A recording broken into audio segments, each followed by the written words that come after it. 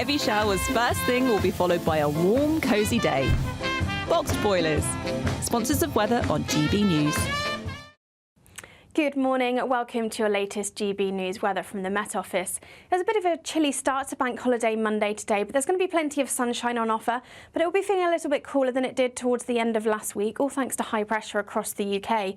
The only exception to the dry and sunny weather will be across the very far southeast of England, where we could see some showers, perhaps one or two of these heavy in places. But for the majority of us, plenty of dry weather around, plenty of blue skies and plenty of sunshine too.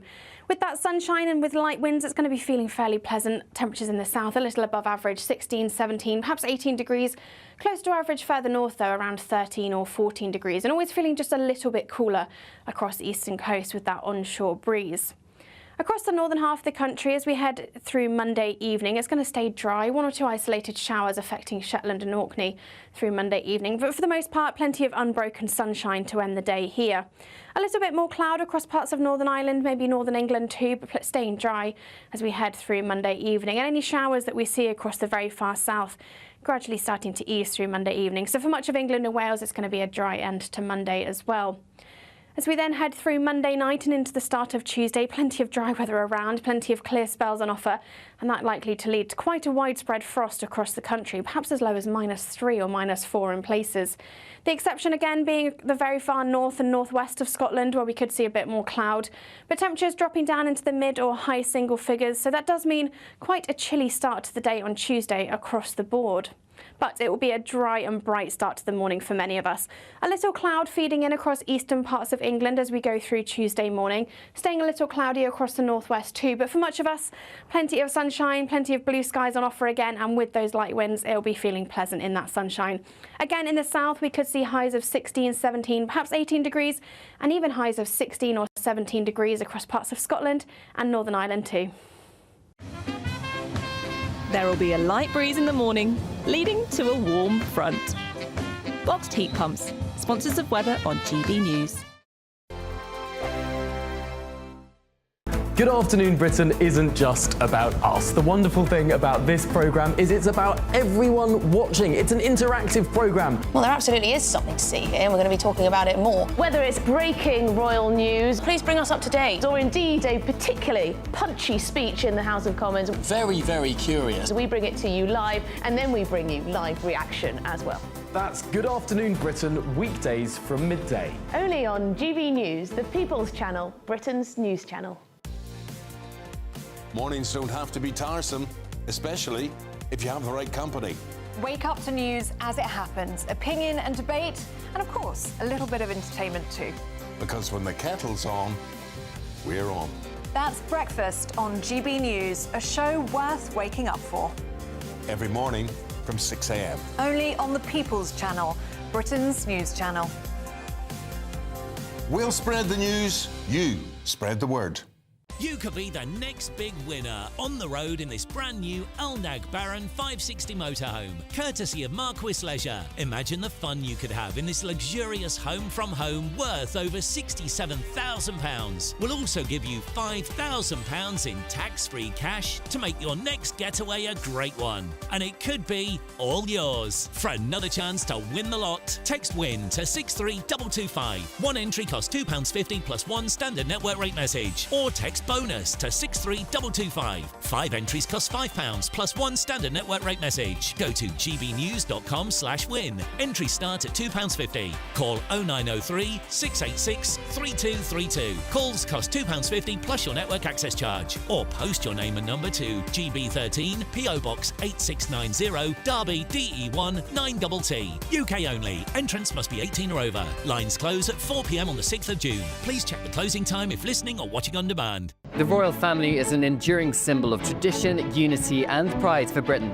At GB News, we celebrate what makes this country great. In our new royal newsletter series, you can join me, Cameron Walker, for Inside the Palace, an exclusive look every week that takes you beyond the gates and brings you the very latest from those at the heart of the monarchy. Never miss a royal moment again. Sign up now. Go to gbnews.com/royal newsletter and get the latest straight to your inbox.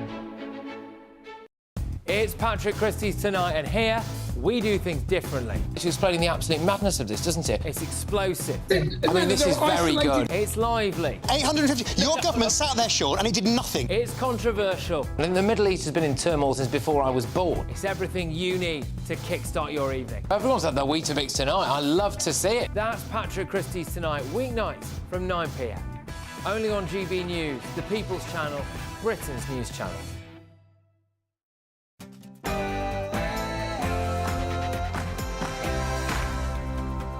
France Britannia, long live the cause of freedom. God save the King.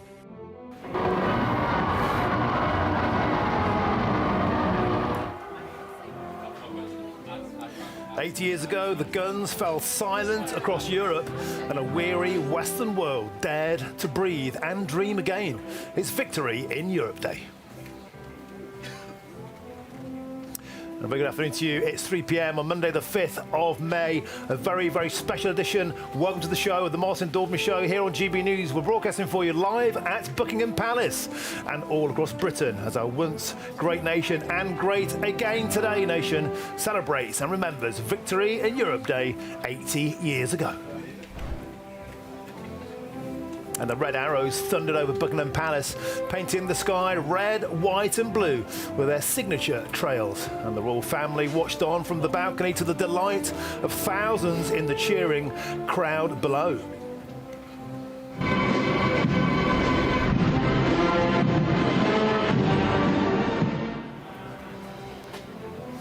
And over 1,000 British and Commonwealth troops and Second World War veterans marched from Whitehall through Admiralty Arch and up Pall Mall.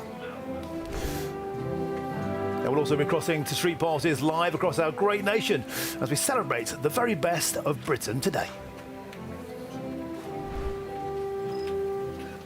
Yes, we're here at HMS Belfast, where in just a few minutes' time, the 4-inch, 6-inch and anti-aircraft guns will fire in a salute to commemorate the marking of VE Day. We're in perhaps the most northern street party in Scotland, in Fort Augustus, where we've got the big band tunes, we've got the Vicky Sponge, we've got the barbecue on, and this is what it's all about, communities coming together and being with each other on this VE Day week.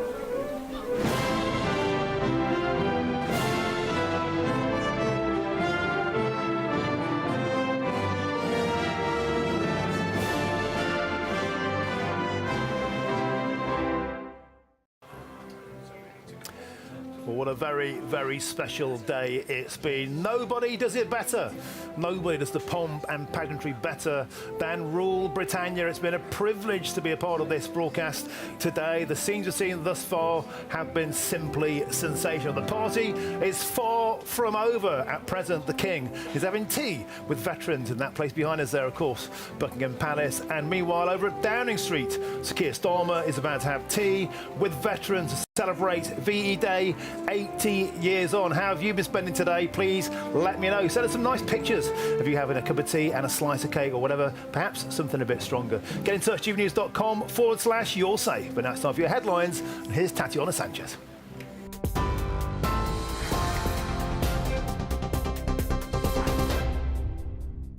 Martin, thank you very much and good afternoon. In other news today, the Home Secretary has described terror raids in which 8 men were arrested as one of the biggest counter-terrorism operations in recent years.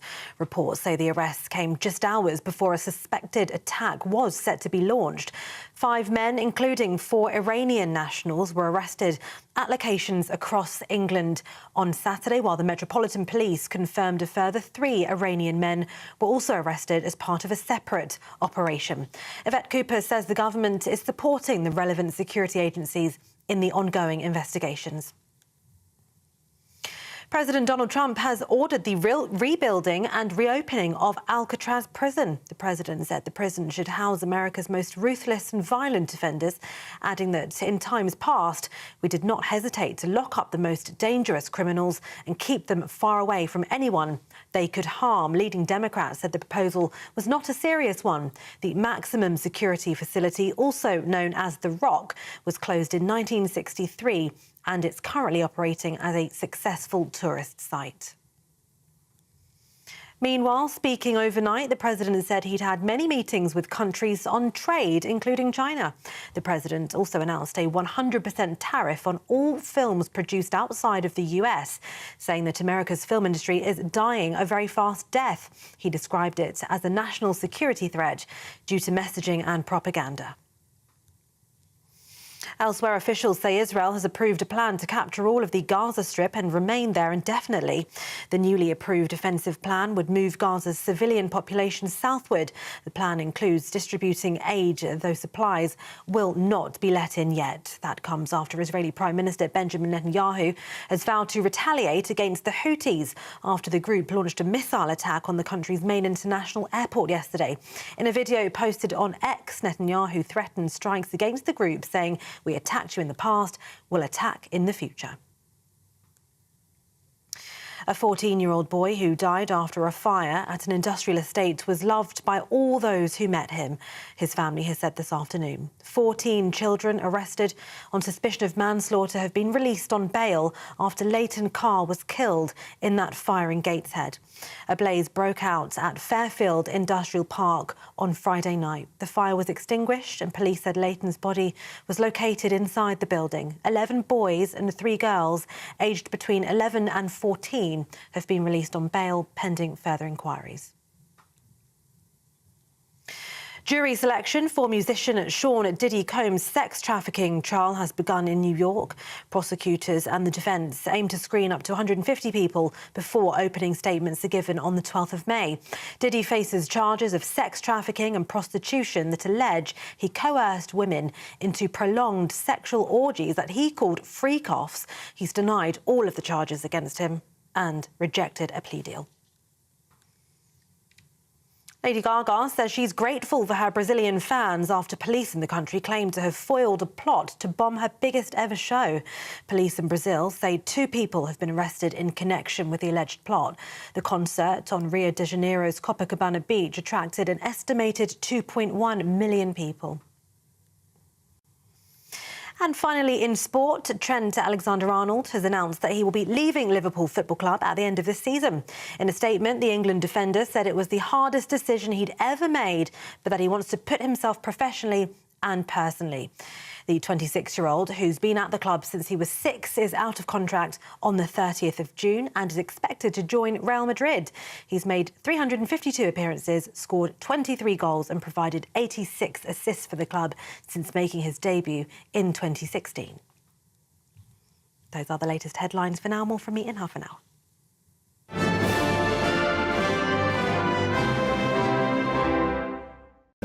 Praise and shout. Hello and a very, very warm welcome to this, the Martin Daubney Show. I'm here at Buckingham Palace, broadcasting live across the United Kingdom. Well, early this afternoon, the red arrow zoomed across our skies right above us here in commemoration of the 80th anniversary of VE Day.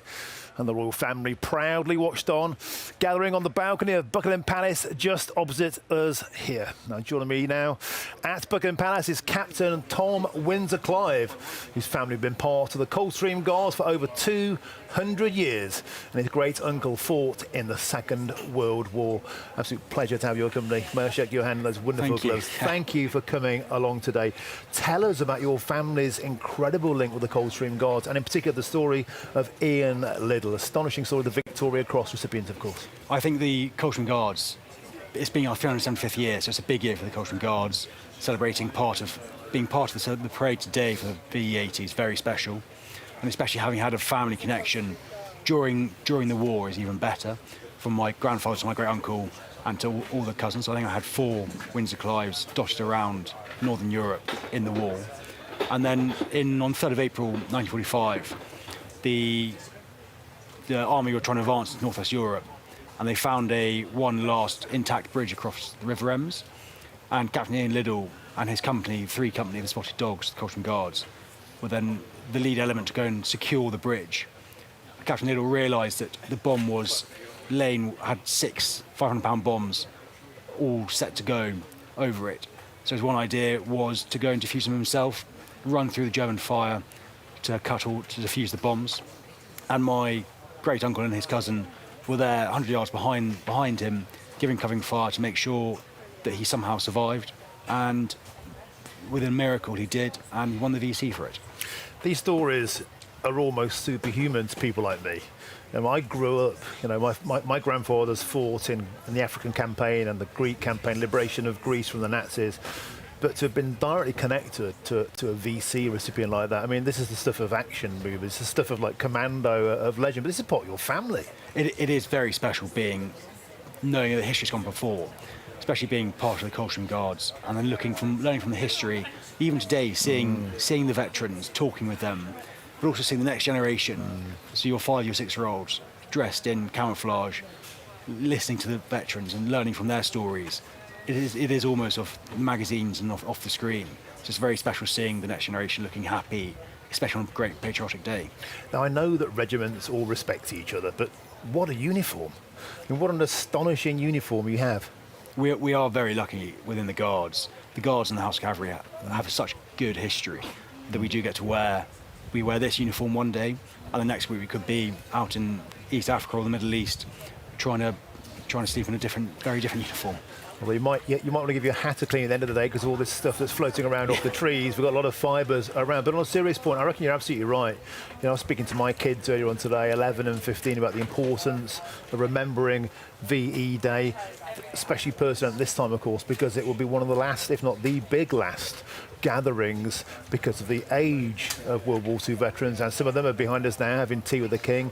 Some are about to have a street party with the Prime Minister at Downing Street. So they live on, but they are now, regrettably but inevitably, smaller in number. I think as long as we can learn from what they've done and also just listen to what they saw and what they felt, to make sure we can work together as a nation and as allies to make sure we try and have peace going forward and to look after the next generation. And do you have a quiet moment on days like this? Because, of course, you've fought in campaigns. It's about celebrating, but it's also about commemorating. It's about remember those who fell. I think within the Coldstream Guards, next weekend we've got our big commemorative weekend, which is very important to us to remember those who've been before us, those who've been injured, and also working with the brother officers and all the soldiers we love working with to ensure that we are one family and we work together, especially remember the good times rather than just the bad times. And do you think that we need days like this more than ever? I mean, let's face it, we seem to be lacking a bit of national focus, perhaps a bit of national pride. The timing of this, not only for the veterans community, but for the entire nation, it's a much needed tonic. I think it's always great seeing the state colour flying, seeing the Union flags flying, and going across all the villages around the country, the street parties going on, bringing everyone together. It's great to come together and be patriotic. And as a serviceman yourself, what in particular delights you about the pageantry we can see on our screen now, about the march pasts and just the discipline, the rigour, the planning? I mean, this is the product of months and months and months, years and years and years of discipline and training. That's no accident we're seeing there. It's astonishing. It takes a lot of practice, it takes a lot of time, a lot of preparation, but also down to the minute, who's going to leave when, who's going to step off what time. But it's quite fun when we do the early morning rehearsals. We were doing the exact same thing, and as you're marching out, you get people coming back from the pub, a bit worse aware, so they're a bit surprised. So it's quite fun doing the whole practice and the build-up, which makes this even more special. And I believe you're about to go and celebrate yourself, is that right? I might go and have a cup of tea or something a bit stronger. I think you probably well deserve that. Thank you so much for joining us. An absolute privilege to have a man of your stature on the show. Share that gloved hand once again. An absolute pleasure. Thank you. That's Captain Tom Windsor-Clive, whose family, of course, have been a part of the Coldstream Guards for over 200 years. Magnificent. Thank you, sir. Thanks for your service. Appreciate it. Let's cross now to GBNews reporter Adam Cherry, who is on Downing Street for that very special party. Adam Cherry. So they drew lots today. Some got tea with the King. Some got tea with the Prime Minister. Over to you. That's right, and I drew the lots that took me to Downing Street. Very pleased about that because this is a multi-generational event, Martin. There are children here, there are cadets, there are active service personnel, and of course there are veterans here today. They're just gathering behind me as I speak. Those on television may be able to see some of them already here. The Prime Minister is coming out from behind that black door in about 15 minutes, Martin. So we're just waiting for that and hoping against hope that the heavens don't open within the next 15 minutes or indeed throughout the next hour and a half as people munch on all the good food. It's an absolute smorgasbord of treats here, Martin. You would love it. I'll see if I can grab you a scone or something, but I can't make any promises. It's going to be a great event. The band are playing, they're just warming up, and as I say, we're waiting within the next 15 minutes for the Prime Minister to emerge here on Downing Street with his wife Victoria. Yes, I saw that great piece you wrote about memorials and the importance of memorials.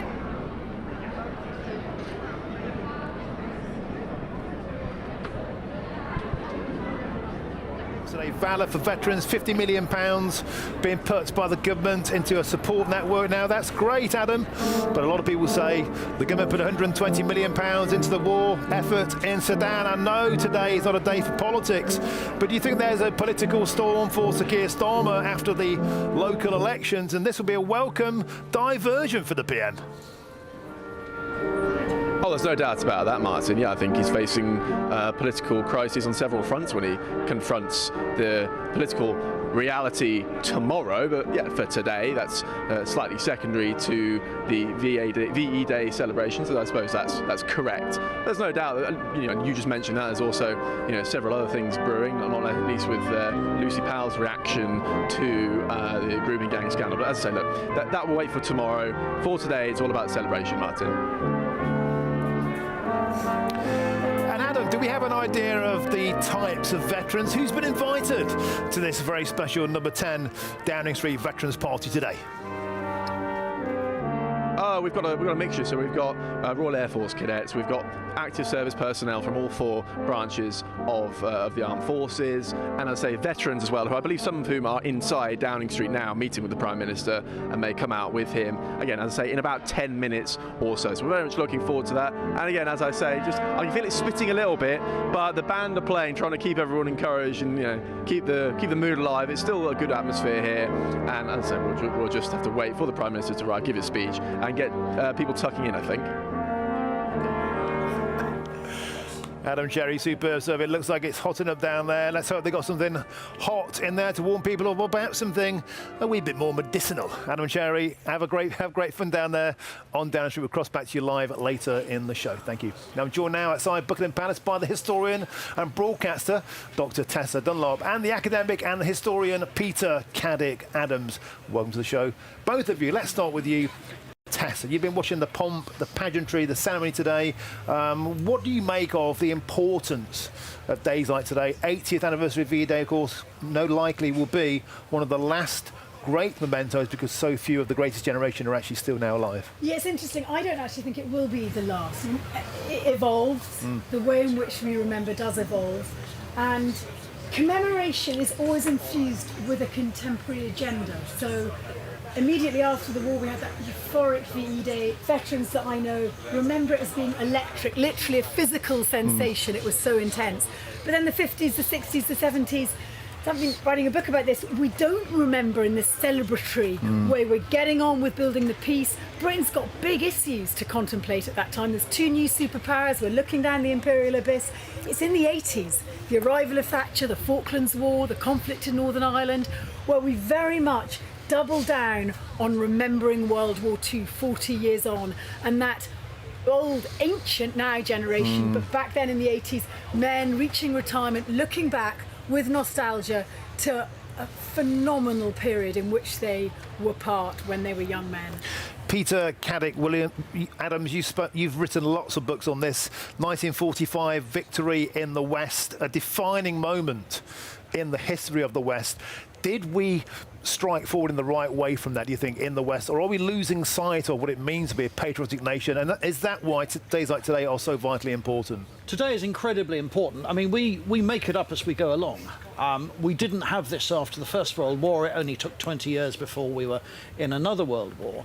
But 1918 was an armistice rather than a peace. So 8th of May 1945 was Winston Churchill drawing the line and actually saying we must allow ourselves a day of rejoicing.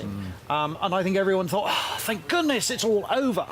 And then we didn't realise we had 10 more years of rationing and, probably the grimmest time that the UK population was to face. So, as Tessa was just saying, each decade or each 5 years, the emphasis has changed. And I think the 80-year point is incredibly important. We won't go through this again because nearly all the veterans will no longer be with us. This will be sliding beyond living memory. And we haven't been at war like Europe is at the moment. 5 years ago, you know, Russia hadn't invaded. The world is such a dangerous place now, and that really, we now are looking at these events through the telescope of our own lives and what's happening now. I think that, for me, is what particularly resonates about today. How lucky we are that we are still at peace here in Britain, because there's another part of the war part of Europe that isn't, and those long roots of history. We're celebrating our VE Day 80 years ago, but half of Europe, they're not going to really feel that freedom until 1989, because you get rid of the Nazis and in comes the Red Army. So it's really worth bearing in mind that we live our histories very individually, and we're lucky to be British, are we not? Proud and lucky. And Tessa, you're writing a book at the moment on the importance of memorials, and you've written movingly about Bletchley Park veterans who themselves are somewhat embarrassed about the fact that we eulogise them so much, and we shine such a almost holy light upon them. Oftentimes they are themselves much more humble about it all.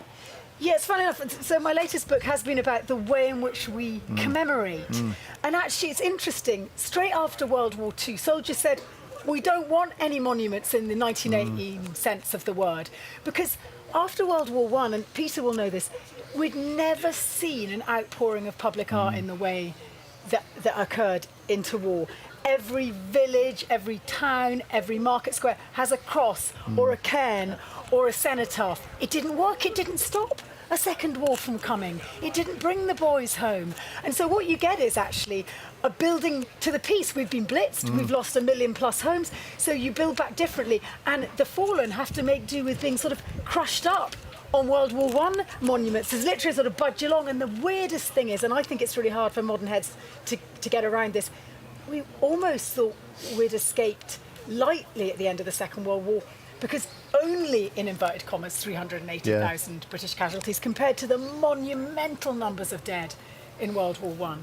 But Peter, those monuments are vital, not just for those who took part, but the next generation. I mean, in my dad's village, I just look at the names still of the amount of brothers, the families that were lost in those wars, decimated communities and families, but it's so vital that we look upon the names of those fallen to maybe learn what we shouldn't be doing that again. Well, of course, now we add to them there's the occasional name from the Falklands, but quite a lot from Afghanistan and Iraq.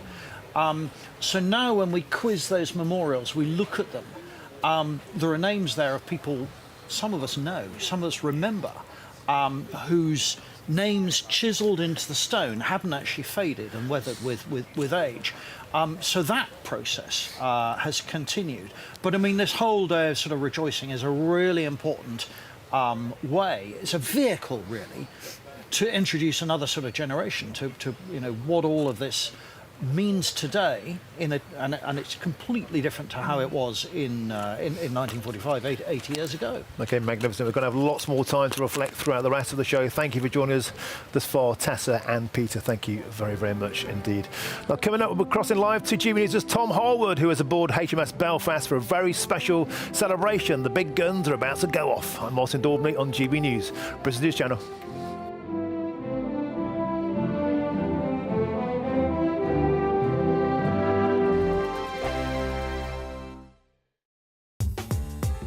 I'm Christopher Hope. From pop stars to politicians, I'll interview anybody in a pub who's got a political opinion. Join me every Friday on Spotify, Apple Podcasts, YouTube or gbnews.com, or wherever you get your podcasts. This is GB News, the People's Channel. Good Afternoon Britain isn't just about us. The wonderful thing about this programme is it's about everyone watching. It's an interactive programme. Well, there absolutely is something to see here, and we're going to be talking about it more. Whether it's breaking royal news, please bring us up to date. Or indeed a particularly punchy speech in the House of Commons. Very, very curious. We bring it to you live, and then we bring you live reaction as well. That's Good Afternoon Britain, weekdays from midday. Only on GB News, the People's Channel, Britain's news channel. This is Britain's Newsroom, where your voice matters. It's just astonishing. With expert analysis and honest opinion, we don't just keep you informed. We bring you unique perspectives you won't see anywhere else. Can't argue with any of that. When the news happens, It happens here. On Britain's Newsroom, weekdays from 9:30 a.m. Only on GB News. In the GB Newsroom, we bring you the news as it happens. With our team of dedicated journalists across the UK. We're ready to keep you up to date with what's happening every half an hour, every single day. Bulletins here on GB News, the People's Channel, Britain's news channel. Mornings don't have to be tiresome, especially if you have the right company. Wake up to news as it happens, opinion and debate, and of course, a little bit of entertainment too. Because when the kettle's on, we're on. That's Breakfast on GB News, a show worth waking up for. Every morning from 6 a.m. Only on the People's Channel, Britain's news channel. We'll spread the news, you spread the word.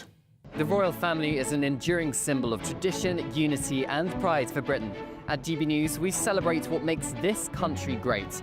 In our new royal newsletter series, you can join me, Cameron Walker, for Inside the Palace, an exclusive look every week that takes you beyond the gates and brings you the very latest from those at the heart of the monarchy. Never miss a royal moment again. Sign up now. Go to gbnews.com/royal newsletter and get the latest straight to your inbox.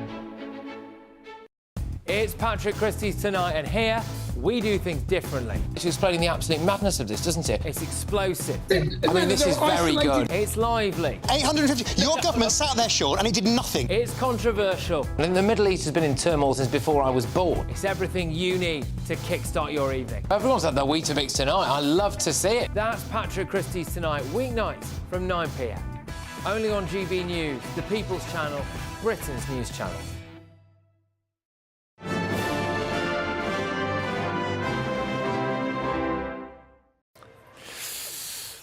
Hello and welcome back to a very, very special GB News programme live from Buckingham Palace as we continue our coverage of VE Day 80th celebrations across the country. Let's cross now to GB News reporter Sophie Reaper, who is at Llangollen Town Hall. Sophie, beautiful to have you on the show. They're getting into the pomp and ceremony there. Tell us, what's the mood there? Well, Martin, things are starting to wind down here now in Llangollen. We've been singing, we've been dancing from very early on, so we're all just having a cup of tea now. But it's been a really gorgeous day celebrating 80 years of VE Day today. I spoke earlier to Karen Lyon, one of the dance instructors. Here's what she said. How important is it that we're marking VE Day today, that 80-year anniversary? Yeah, it definitely comes back to obviously all the fun we're having here today, but it's so important for us all to mark it. Obviously, it's all about our freedom. It's just so important. If you had a message for our viewers out there today who, you know, might be a bit nervous to get involved in a dance class or anything like that, what would your message be to them on this anniversary of VE Day? I would absolutely say get on with it, come and join us. You can see everybody dancing. It's just all about having fun, smiling, energy. It's massively good for your health and it just lifts your spirit, just, you know, and everybody just loves to get involved. When they dress in the period. Well, there we are, Martin. For a very, very small town here in Wales, Llangollen certainly knows how to bring the party. So let's just speak to a few of the ladies who've been involved today. Ladies, have you had a good day marking 80 years of VE Day? Oh, it's been wonderful. Been amazing. Yeah? What's been your favourite part? The tea. I love the dancing. The dancing, the music. Yeah. Was it nice seeing the opera as well? Oh, they're wonderful. Amazing. So much talent in one little town. It's just something to be proud of. I absolutely agree with you. Ladies, thank you so much. Martin, I'm going to carry on drinking my tea now and go back to you. Yeah, Sophie, great stuff. Next time, though, can I please see you doing a bit of a twist and shout yourself? Let's have a bit of dancing. That'd be nice. Thank you very much, Sophie Reaper. Beautiful stuff. Thank you. Let's cross now to HMS Belfast to join GB News presenter Tom Harwood. Tom, down on the banks of the Thames there. HMS Belfast, of course, is a magnificent site, a permanent mooring feature there. They're about to set off their guns. Tell us more. They certainly are, Martin. To commemorate, of course, the 80th anniversary of VE Day, we're going to see both the 4-inch, 6-inch and anti-aircraft guns fire on this magnificent ship. They, of course, were all fired during the Second World War, as well as deployments after the Second World War. But the story of HMS Belfast is an absolutely fascinating one. It got pretty battered in 1939, right at the start of the war. Came in to dock was repaired over the course of the next couple of years, fitted with all the modern tech, and then was such a crucial part of defending those northern convoys, those Arctic convoys, supplying the Soviet Union with all of the supplies that it needed to continue to fight that war and wear down the Nazi war machine. And of course, this convoy, this ability of the Americans to send materials and goods and that be defended by Royal Naval ships like HMS Belfast was critical to that victory that was finally achieved in Europe 80 years ago today. So all of those guns that we're about to hear just in a few minutes' time, perhaps even less than that, were of course fired in the Second World War. It's rare that these guns are fired from HMS Belfast. Of course, we're in the middle of London. You can see the City of London just behind the ship there. So there have been a few warnings over the tannoys to be sure people on board the ship are wearing earplugs because it could be that loud. I have decided to come off the ship just for the moment to stand back on the bank of the River Thames so that we can get the best view possible of what is going to be a pretty marvellous sight and a pretty marvellous sound too. So it's just a few moments' time until those guns go off, and when they do, I'll step out of the frame and we'll be able to look in all its majesty of HMS Belfast, a ship that has been out of service, of course, is now a museum ship on the bank, well, just in the middle of the river there, just by the City of London. And what a location for this ship to be in. On board today, school children are learning about the role that this ship played in the Second World War, but also about all of the other aspects of the war too. Children on the ship have been given ration books where they're collecting stickers and learning what it was like for children during the Second World War. Much to be learnt and much to teach too, because that's one of the most important things of anniversaries like this, like VE Day, passing on that knowledge from one generation to the next, passing on that information so that future generations learn and that future generations continue to look back on what was such an important and foundational moment in our country. Because 1945, that moment, 80 years ago this year, it's when the world was repainted. The international institutions that govern the world today began to be set up. The peace dividend that we've been living under after then. Let's listen in to those gunshots.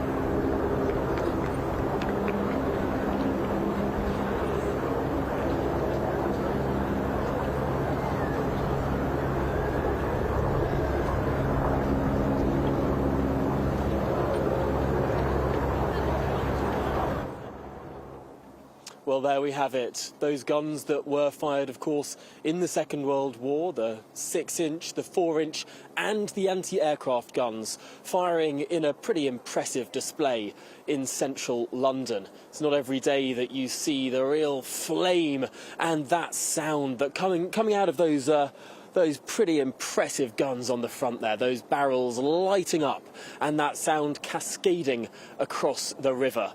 What a way to mark 80 years since peace in Europe.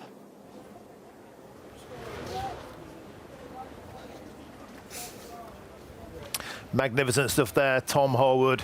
And, you know, that it really is one of London's most unsung tourist destinations. I've been on the HMS Belfast about 3 times now, my kids. You can go right down into the bowels of the ship.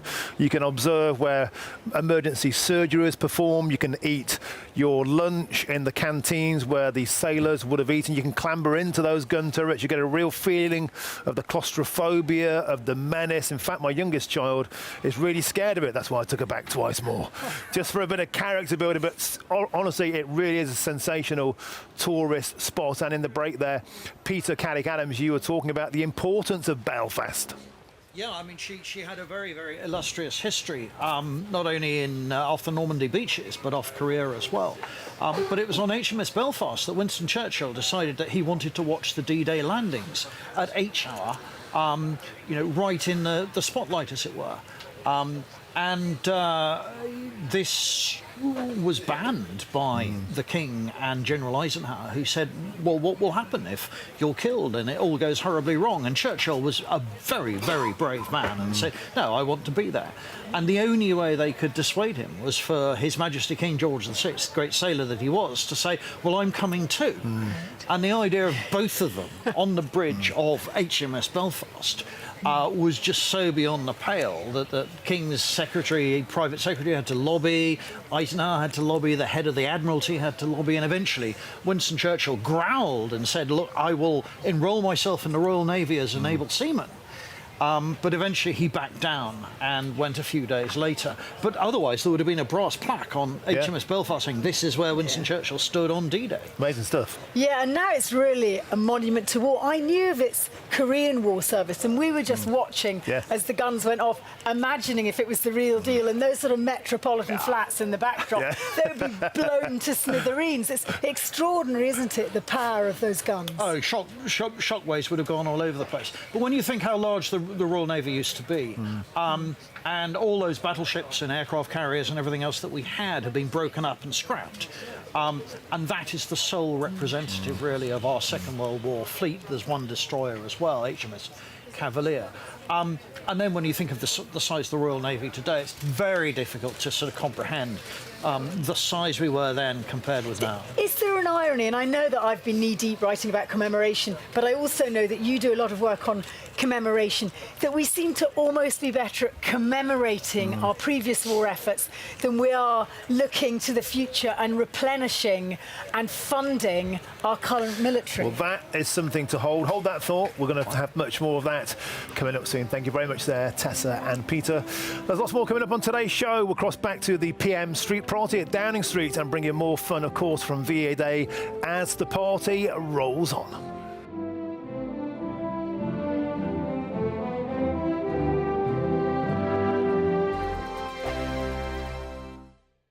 Good afternoon and welcome to your latest GB News weather forecast from the Met Office. The rest of Bank Holiday Monday will stay dry for most of us and there will be a little bit of late afternoon sunshine, but still a few showers across the far southeast and south of England, and that is courtesy of this occluded front that's just moving away into the English Channel. But high pressure will dominate for most of the UK, not just today but through much of the coming week.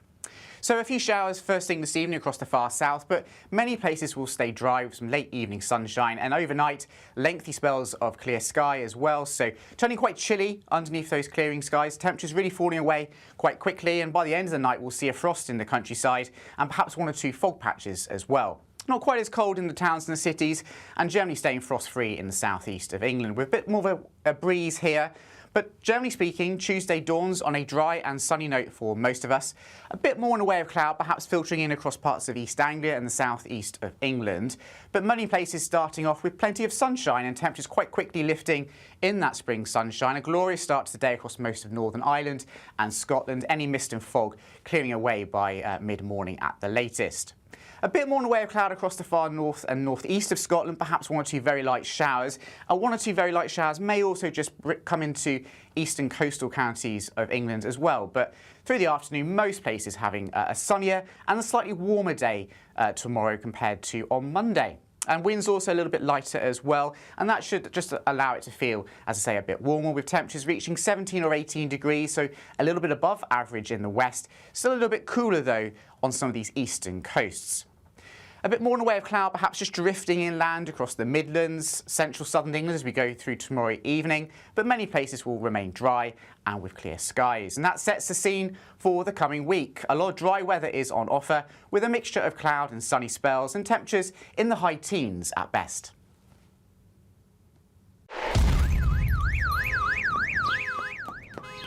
Crash Law 24 sponsors GB News Traffic and Travel Report. Good afternoon. This is the latest AI travel news from gbnews.com. An incident on the M74 northbound between junctions 15 and 16 causes delays. Exercise caution and expect prolonged travel times. Congestion is also reported on the M4 eastbound from junction 46 Llangefallach to junction 43 Llandarcy. In Lancashire, southbound M6 traffic between junctions 36 and 35 faces over 40 minutes of delay, expected to clear by 6:15. In North Lincolnshire, a vehicle is broken down on the A160 westbound between the A1077 and the A180. Prepare for disruptions. For more travel news, go to gbnews.com. Crash Law 24 sponsors GB News Traffic and Travel Report.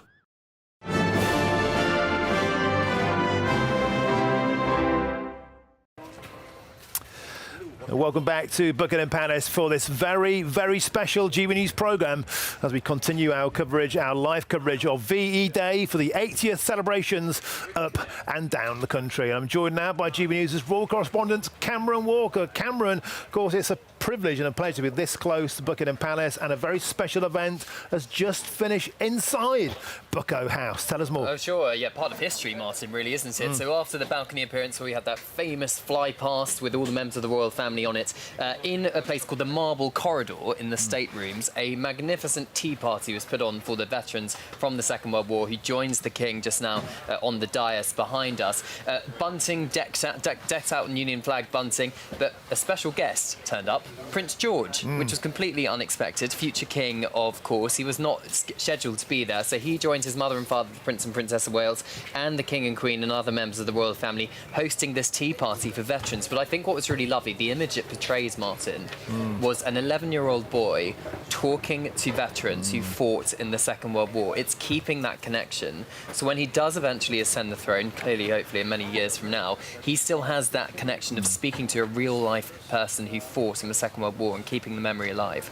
I think you're absolutely right. It's been a key central focus of VE Day 80, and that is to make sure that children understand it. I've done my bit with my kids. There was the VE Mail initiative, which encouraged school children, I think 50,000, beg your pardon, to write to veterans, and they wrote back to share their experiences.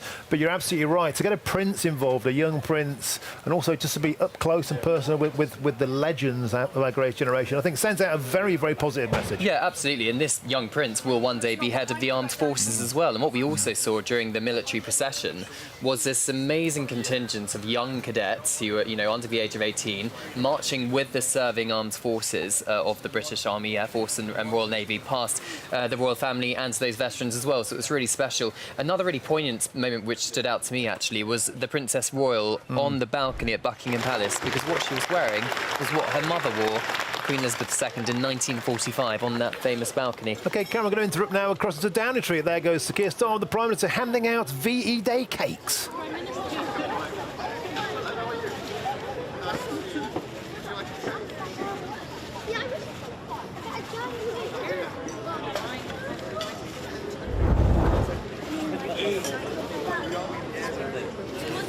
Starmer there, of course, handing out cakes with little cocktail stick bunting, and the Lady Starmer, of course, handing out cakes. A selection of presently serving and veteran armed forces people there. Cakes with Sir Keir Starmer. They would have gone into a hat to have got this lucky prize. And of course, I think Sir Keir Starmer will be looking on these days of commemoration as something of a break in his own political, how should you put it, front line after those local election drubbings last week. This would be a momentary pause from the everyday body politic, and I also think Cameron Walker a break for the King from the royal family duties as well, because after that astonishing interview with Prince Harry on Friday, you very much feel there the top Prime Minister, look, got a wonderful big teapot pouring tea out for veterans, but Cameron Walker, the King, also will be no doubt grateful for this break from having to talk about Harry. Yeah, I'm certainly getting the message, I think, that the royal family today were channeling that famous wartime slogan, keep calm and carry on, following the stresses of Friday, where Prince Harry did that bombshell interview once he lost his appeal over his UK security. I mean, look, the King and members of the royal family today were putting on a pretty united front, I think, on that balcony. It probably was sad in hindsight that Prince Harry wasn't going to be there, having served 2 tours of Afghanistan, but of course we've had 5 years of chaos, let's be frank, Martin, when it comes to that particular brother. So their focus was very much on the veterans and championing the cause of the veterans who served our country and fought for our freedom 80 years plus ago. I mean, pictures on your screen now of the bunting in Downing Street as Sir Keir Starmer hosts a tea party, but inside Buckingham Palace, fun facts for you, Martin, the bunting of Union flags inside Buckingham Palace, the King ordered it, but it's made out of recycled material from fabrics within the royal household, so bits of old curtains, nice. etc. So that's a nice touch. Yeah. As we said there, Keir Starmer got a very resplendent, massive teapot. Likes to spout off, of course. Now giving tea and sympathy to the assembled veterans, school children there, lots and lots of school children there at Downing Street earlier on in the day. Sir Keir Starmer sent an open letter to the veterans for their selfless dedication. He called their sacrifice of V-Day, that greatest generation 80 years ago, a debt that can never fully be repaid. Those who fought, he said, are a reminder our victory was not just for Britain, it was also a victory for good against the assembled forces of hatred, tyranny and evil. V-Day is a chance to acknowledge again that our debt to those who achieved it can never fully be repaid. It's a great time to remember there. Sir Keir Starmer, tea and sympathy at Downing Street. Well, coming up next, we'll be crossing to GB News' very own Ben Leo next, as we speak to some of you revellers out there in the Mall in London. I'm Martin Daubney on GB News, Britain's News Channel.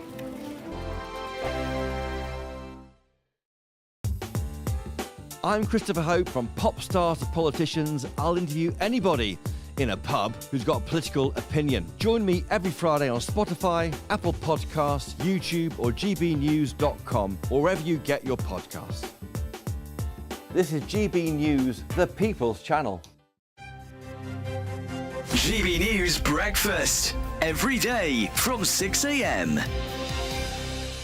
He's not just the first Brit, he's the first European, is that Correct. right, to win the Grand Slam? To win the Grand Slam. See, the Grand Slam is something that's never really mentioned because it's so rare to win all 4 majors. Well, this is what I was going to head to. Can you get closer, get back into we can hang out with Rory for a while? Rory would be our mate. He would be great. I think he'd get on great with us. I tell you what he is. He's the most ordinary guy. You meet him. I remember one night, he's good company. Yeah. And I always thought that there was a weakness with him, that he was too friendly with too many people. Yeah. I mean, people I'll not name, but I remember, people at the height of their career and they're watching games or they're watching... I remember once with the snooker tournament, walking up to a player and saying, incidentally, when this is over, could I... And he just said, shut your mouth. You are kidding me. He did. Yeah, he turned is he alive or is he dead? Oh, he's very famous. And he said to me, never... And he was wearing sunglasses and he took them off. He said, never, ever interrupt me when I'm watching snooker.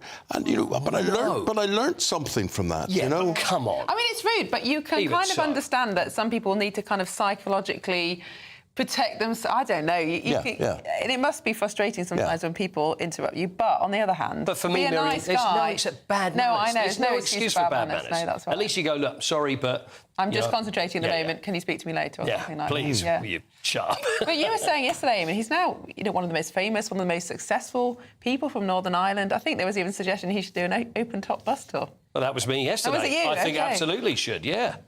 Why? Eamon. Not today, it's very Eamon will be driving the bus, and there'll be Rory there. I have a bus with my picture on it. I know, yes, I know. That's what they want. They just have the Eamon bus, Rory on the top, nobody on waving. GB News, the People's Channel. This is Britain's newsroom, where your voice matters. It's just astonishing. With expert analysis and honest opinion, we don't just keep you informed. We bring you unique perspectives you won't see anywhere else. Can't argue with any of that. When the news happens, it happens here. On Britain's newsroom, weekdays from 9:30 a.m. Only on GB News. In the GB Newsroom, we bring you the news as it happens. With our team of dedicated journalists across the UK, we're ready to keep you up to date with what's happening every half an hour, every single day. Bulletins here on GB News, the People's Channel, Britain's news channel.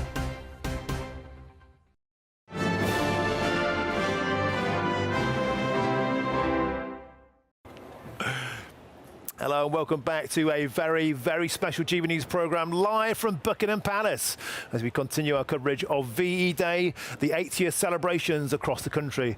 And now let's hear from Patrick Christys, who's been celebrating up in Leicestershire at the home of the pork pie, Melton Mowbray. No, actually, we'll do that in a minute. We've got Ben Leo, who's himself a meaty presenter. There we go. No pork pies with me, unfortunately. Likes a bit of crust. I've eaten them all.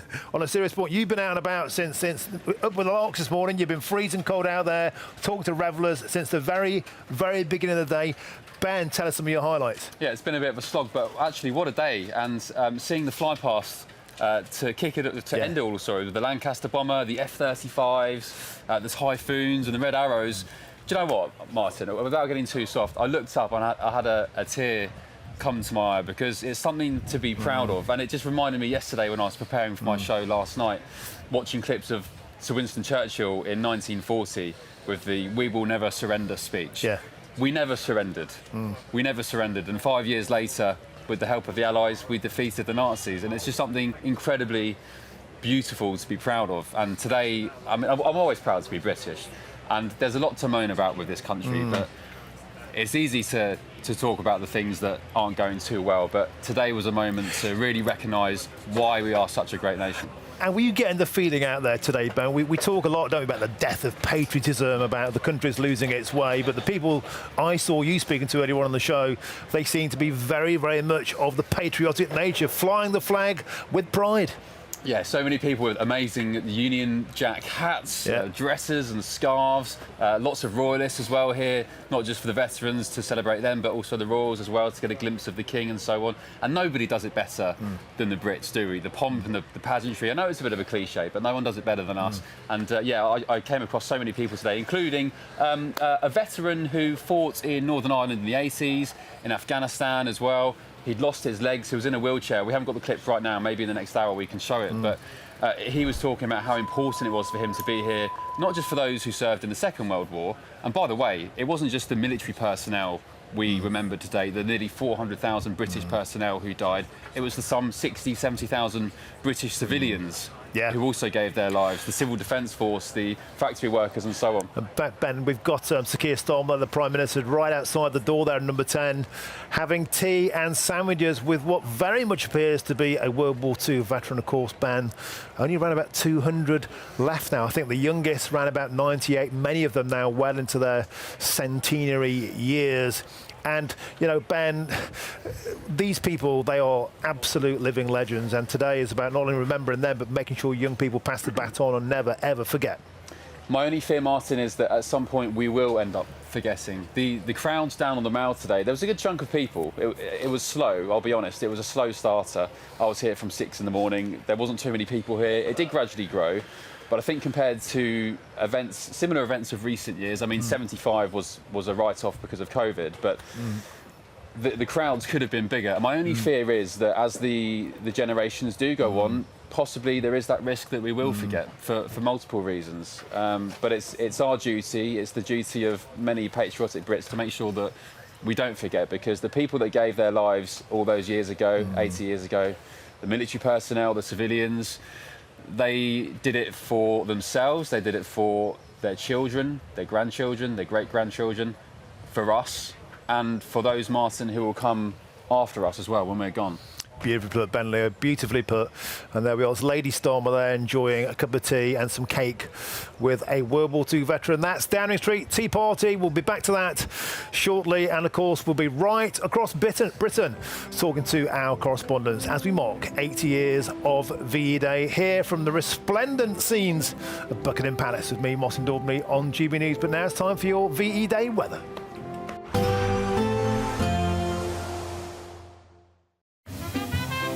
Heavy showers first thing will be followed by a warm, cosy day. Boxed Boilers, sponsors of weather on GB News.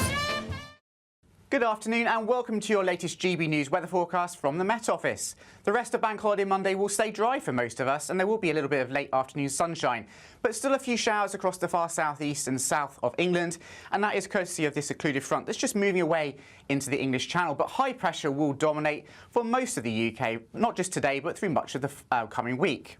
So a few showers first thing this evening across the far south, but many places will stay dry with some late evening sunshine, and overnight lengthy spells of clear sky as well, so turning quite chilly underneath those clearing skies. Temperatures really falling away quite quickly, and by the end of the night we'll see a frost in the countryside and perhaps one or two fog patches as well. Not quite as cold in the towns and the cities, and generally staying frost-free in the southeast of England with a bit more of a breeze here. But generally speaking, Tuesday dawns on a dry and sunny note for most of us. A bit more in the way of cloud, perhaps filtering in across parts of East Anglia and the southeast of England. But many places starting off with plenty of sunshine and temperatures quite quickly lifting in that spring sunshine. A glorious start to the day across most of Northern Ireland and Scotland. Any mist and fog clearing away by mid-morning at the latest. A bit more in the way of cloud across the far north and northeast of Scotland, perhaps one or two very light showers. One or two very light showers may also just come into eastern coastal counties of England as well. But through the afternoon, most places having a sunnier and a slightly warmer day tomorrow compared to on Monday. And winds also a little bit lighter as well, and that should just allow it to feel, as I say, a bit warmer, with temperatures reaching 17 or 18 degrees, so a little bit above average in the west. Still a little bit cooler, though, on some of these eastern coasts. A bit more in the way of cloud, perhaps just drifting inland across the Midlands, central southern England as we go through tomorrow evening, but many places will remain dry and with clear skies. And that sets the scene for the coming week. A lot of dry weather is on offer, with a mixture of cloud and sunny spells and temperatures in the high teens at best. There will be a light breeze in the morning, leading to a warm front. Boxed Heat Pumps, sponsors of weather on GB News.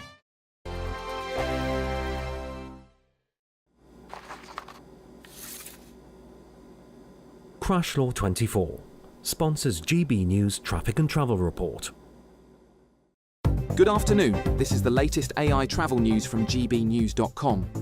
Road users should exercise caution on the A68 near Juniper Inn Hotel due to a petrol spill affecting the carriageway. Congestion persists on the northbound A4232 from the A48 interchange to M4 Junction 33, Capel-Lanilturn. On the M6 southbound between junctions 36 and 35 in Lancashire, travellers face 40-minute delays with normal traffic expected by 7:30. In West Berkshire, a collision on the M4 eastbound between junctions 14 and 13 has 2 of 3 lanes closed, causing 1.5-hour delays. Stay updated at gbnews.com. For more travel news, go to gbnews.com. Crash Law 24 sponsors GB News Traffic and Travel Report. You could be the next big winner on the road in this brand new Alnag Baron 560 motorhome, courtesy of Marquis Leisure. Imagine the fun you could have in this luxurious home from home worth over £67,000. We'll also give you £5,000 in tax-free cash to make your next getaway a great one. And it could be all yours. For another chance to win the lot, text WIN to 63225. One entry costs £2.50 plus one standard network rate message. Or text text BONUS to 63225. 5 entries cost £5 plus 1 standard network rate message. Go to gbnews.com/win. Entries start at £2.50. Call 0903 686 3232. Calls cost £2.50 plus your network access charge. Or post your name and number to GB13 PO Box 8690 Derby DE1 9TT. UK only. Entrants must be 18 or over. Lines close at 4 p.m. on the 6th of June. Please check the closing time if listening or watching on demand. Mornings don't have to be tiresome, especially if you have the right company. Wake up to news as it happens, opinion and debate, and of course, a little bit of entertainment too. Because when the kettle's on, we're on. That's Breakfast on GB News, a show worth waking up for. Every morning from 6 a.m. Only on the People's Channel, Britain's news channel. We'll spread the news, you spread the word. The royal family is an enduring symbol of tradition, unity and pride for Britain. At GB News, we celebrate what makes this country great. In our new royal newsletter series, you can join me, Cameron Walker, for Inside the Palace, an exclusive look every week that takes you beyond the gates and brings you the very latest from those at the heart of the monarchy. Never miss a royal moment again. Sign up now. Go to gbnews.com/royal newsletter and get the latest straight to your inbox. France Britannia, long live the cause of freedom. God save the King.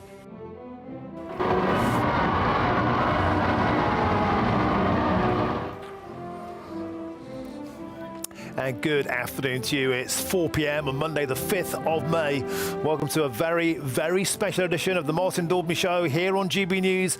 I'm live at Buckingham Palace, and the sun has finally got his hat on. And we're also broadcasting, of course, across Britain as our great nation celebrates and remembers Victory in Europe Day 80 years ago. Earlier on, the red arrows thundered over Buckingham Palace above our heads here, painting the sky resplendent, red, white and blue with their signature trails. And the royal family watched on from the balcony to the delight of thousands in the cheering, amassed crowds.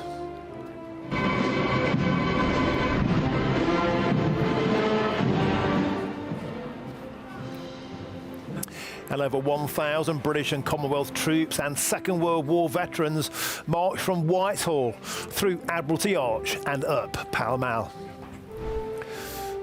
And as we speak now, Sir Keir Starmer is joining in on the Fern as he hosts a VE Day street party in Downing Street. Tea and sympathy from the PM. And we'll also be crossing to parties across our great nation as we celebrate the very, very best of Britain today. Yes, I'm on Downing Street. The Prime Minister is here. It's very loud, it's very noisy, but the party is finally starting.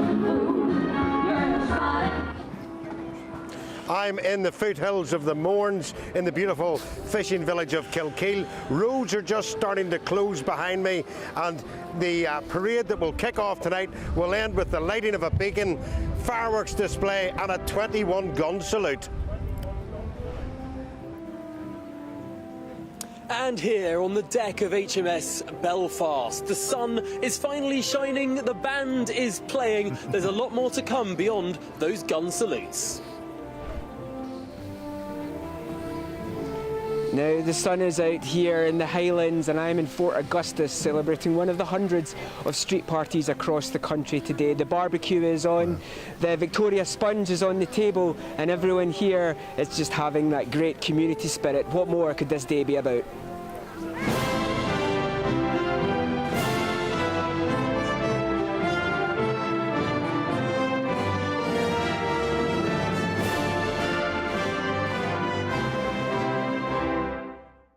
Wow.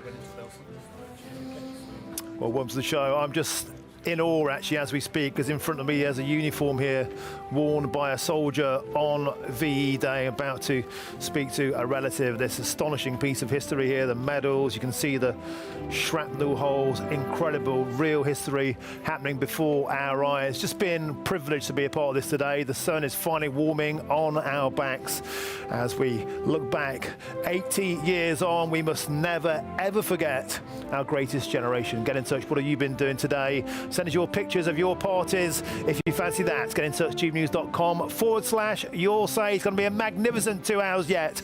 The party is just getting started. But first, here's your headlines, and here's Tatiana Sanchez.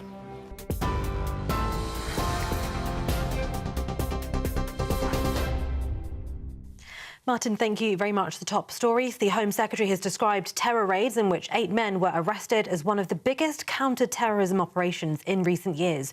Reports say the arrest came just hours before a suspected attack was set to be launched. 5 men, including 4 Iranian nationals, were arrested at locations across England on Saturday, while the Metropolitan Police confirmed a further 3 Iranian men were arrested as part of a separate operation. Yvette Cooper says the government is supporting the relevant security agencies in the ongoing investigations. President Donald Trump has ordered the rebuilding and reopening of Alcatraz prison. The president said the prison should house America's most ruthless and violent offenders, adding that in times past, we did not hesitate to lock up the most dangerous criminals and keep them far away from anyone they could harm. Leading Democrats said the proposal was not a serious one. The maximum security facility, also known as The Rock, was closed in 1963 and it's currently operating as a successful tourist site. Meanwhile, speaking overnight, the president said he'd had many meetings with countries on trade, including China. The president also announced a 100% tariff on all films produced outside of the US, saying that America's film industry is dying a very fast death. He described it as a national security threat due to messaging and propaganda. Officials say Israel has approved a plan to capture all of the Gaza Strip and remain there indefinitely. The newly approved defensive plan would move Gaza's civilian population southward. The plan includes distributing aid, though supplies will not be let in yet. That comes after Israeli Prime Minister Benjamin Netanyahu has vowed to retaliate against the Houthis after the group launched a missile attack on the country's main international airport yesterday. In a video posted on X, Netanyahu threatened strikes against the group, saying, "We attacked in the past, we'll attack in the future." A 14-year-old boy who died after a fire at an industrial estate was loved by all of those who met him, his family says. 14 children arrested on suspicion of manslaughter have been released on bail after Leighton Carr was killed in a fire in Gateshead. A blaze broke out at Fairfield Industrial Park on Friday evening. The fire was extinguished and police said Leighton's body was located inside the building. 11 boys and 3 girls aged between 11 and 14 have been released on bail pending further inquiries. Jury selection for musician Sean Diddy Combs' sex trafficking trial has now begun in New York.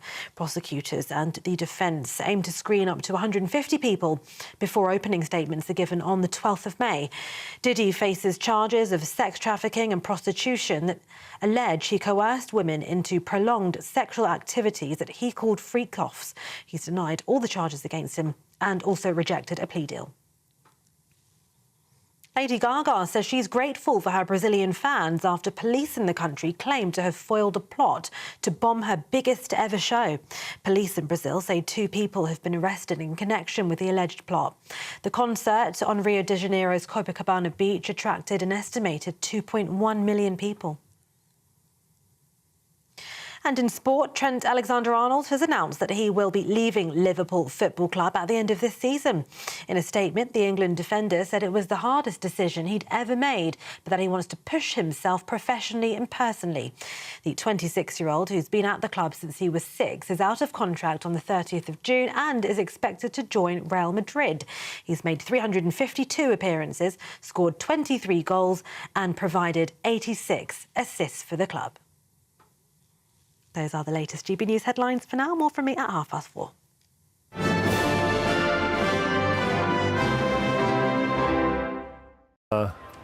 It's beautiful.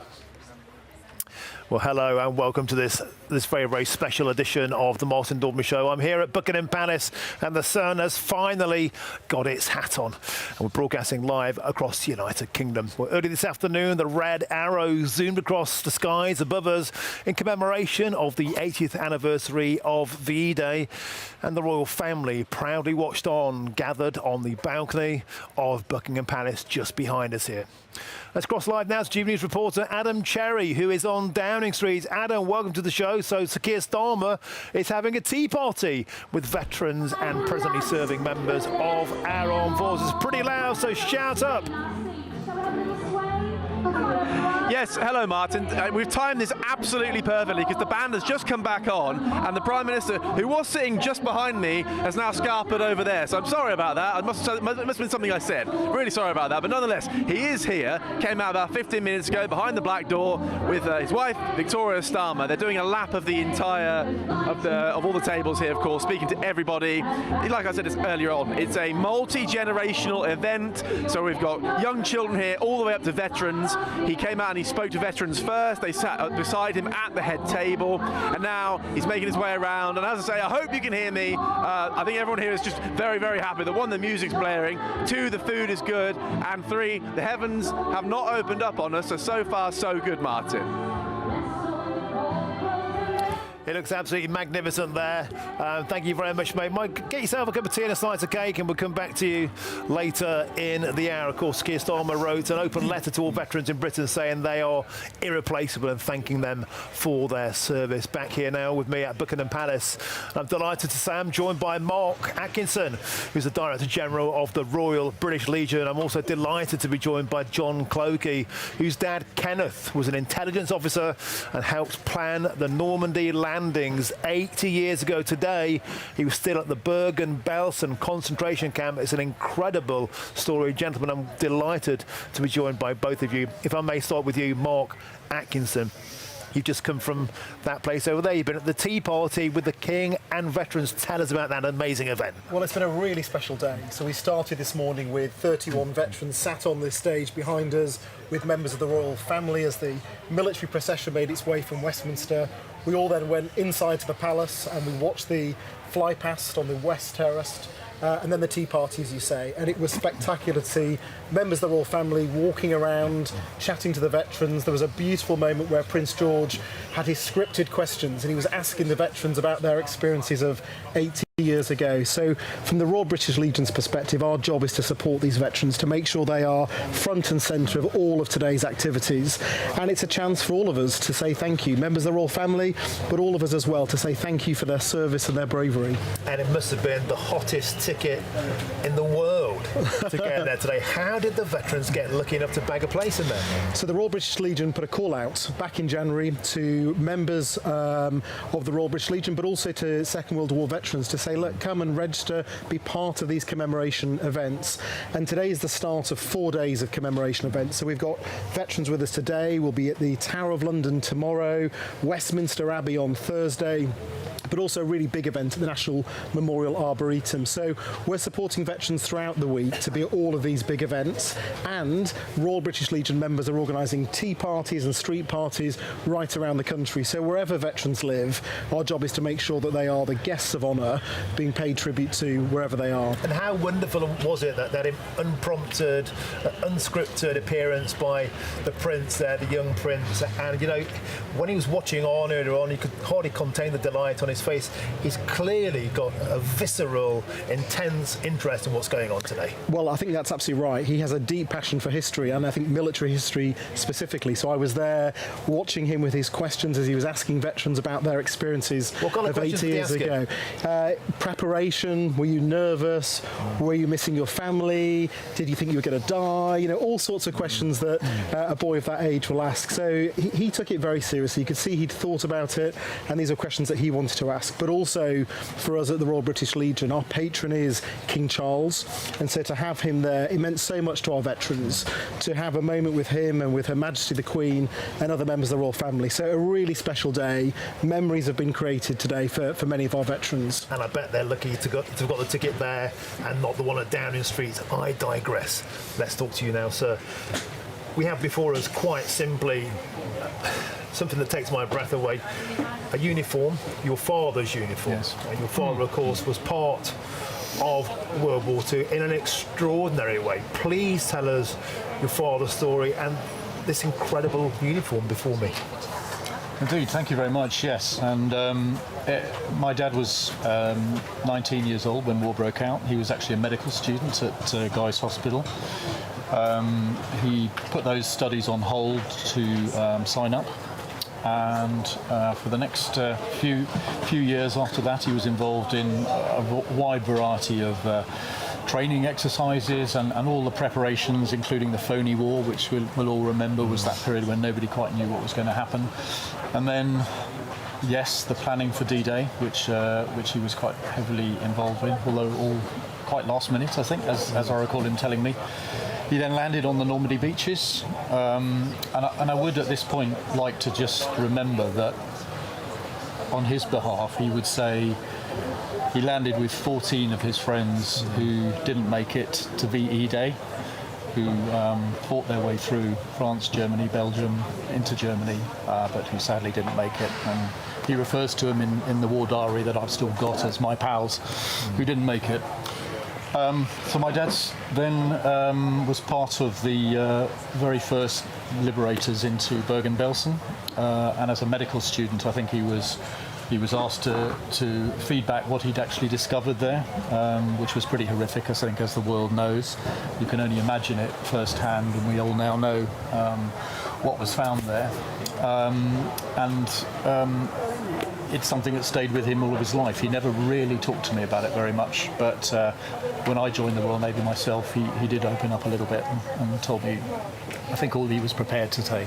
And we hear that so often, don't we, about that? Because who can imagine the most unimaginable horrors of what those liberating forces discovered in those concentration camps?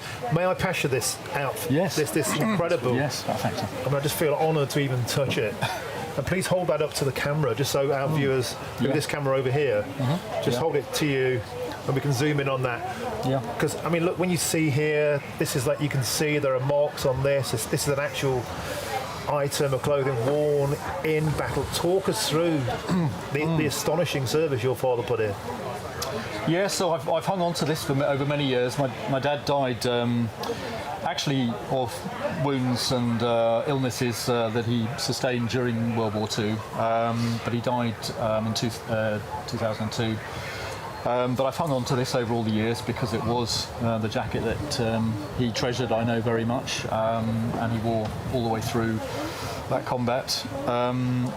And yeah, I mean, it bears his medals, it bears the Royal Ulster Rifles flash, the 11th Armoured Division flash, which those will recognise he was a captain in the Royal Ulster Rifles. Yeah, and I've managed to keep it going. And I think it was something that I very much wanted to bring today, because he would be 105 if he was here today. So obviously he's not, but on behalf of not just him, but all of those who fought and gave so much during those years, I think it's a little piece of history that enables us to really remember the sacrifice. And 80 years is quite a poignant year, because we don't know how many more years everybody's going to be around for. Right. But I think we should continue to remember, and I think seeing so many people here today, young, old, all nations, nationalities, it's been really, really heartwarming, and I'm sure that we will continue to find ways to continue to remember. I find it quite breathtaking, to be this close to something like that, knowing what that has seen, knowing where that has been. Yeah. You talk so movingly about how your dad lost 14 of his pals, and he would have been wearing that uniform. Yes, he would. It's a direct part of a history that's just so compelling, so unforgettable.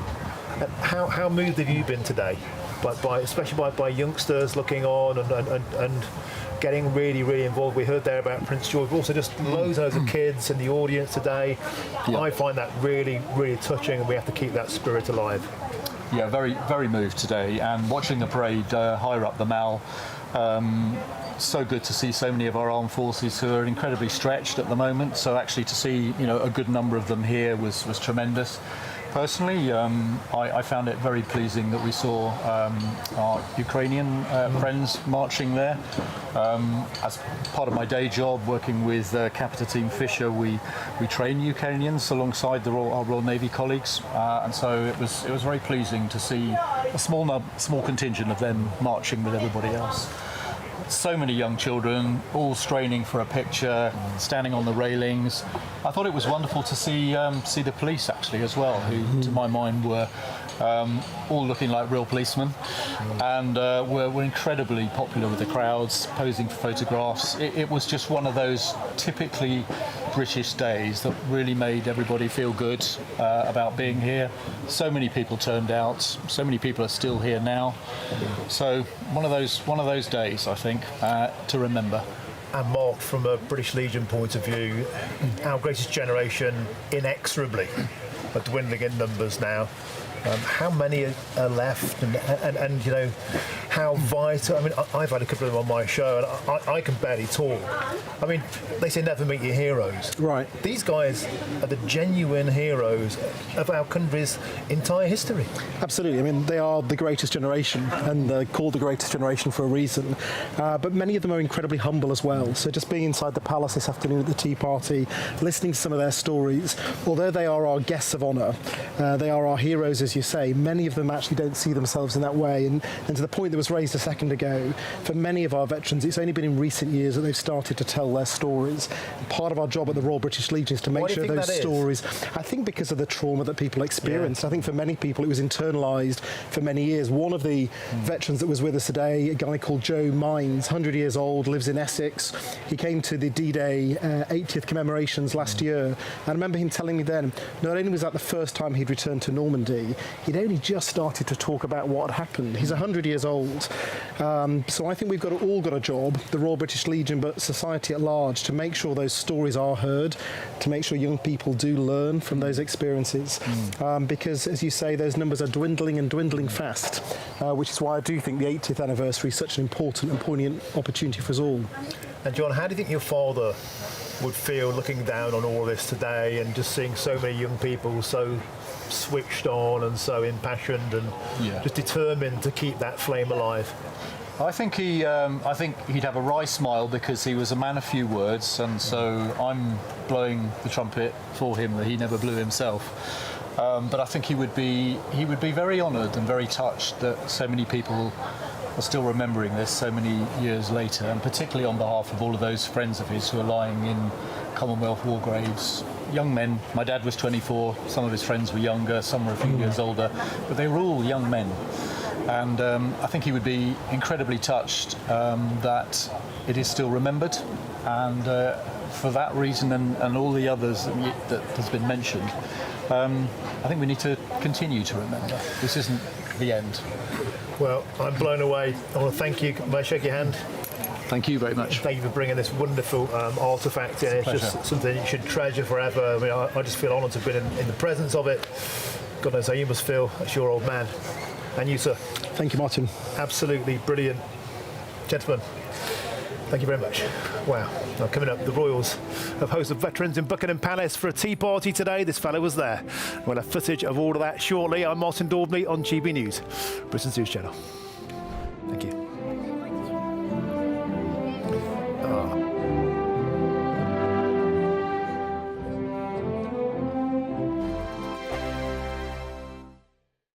We're proud to be GB News, the People's Channel. And as you know, we always love to hear your views. Now, there's a new way of getting in touch with us at gbnews.com/yoursay. By commenting, you can be part of a live conversation and join our GB News community. You can even talk to me, Bev Turner, or any of the members of the GB News family.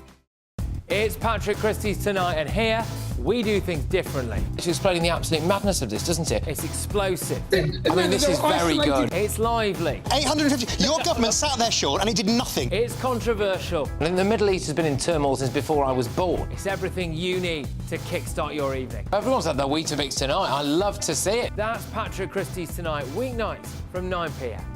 Only on GB News, the People's Channel, Britain's news channel.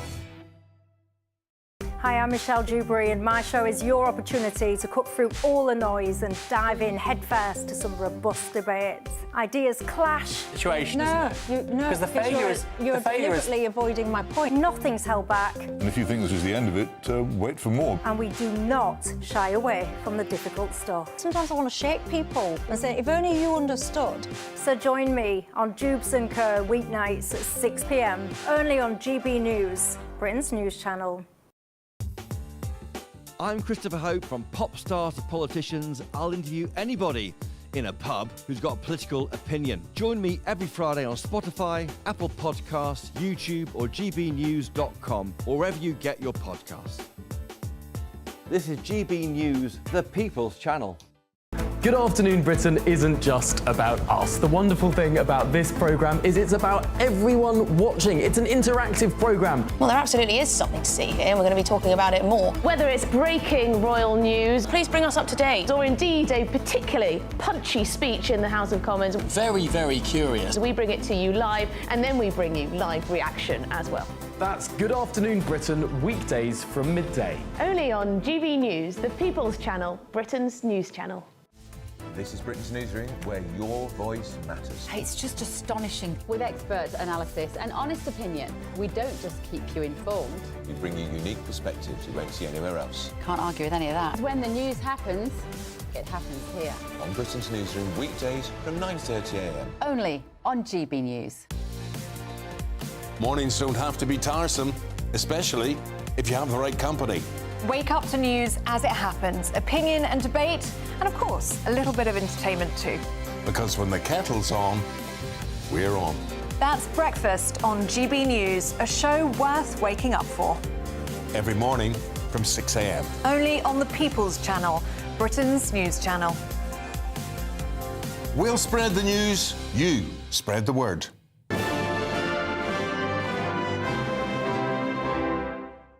Or next week.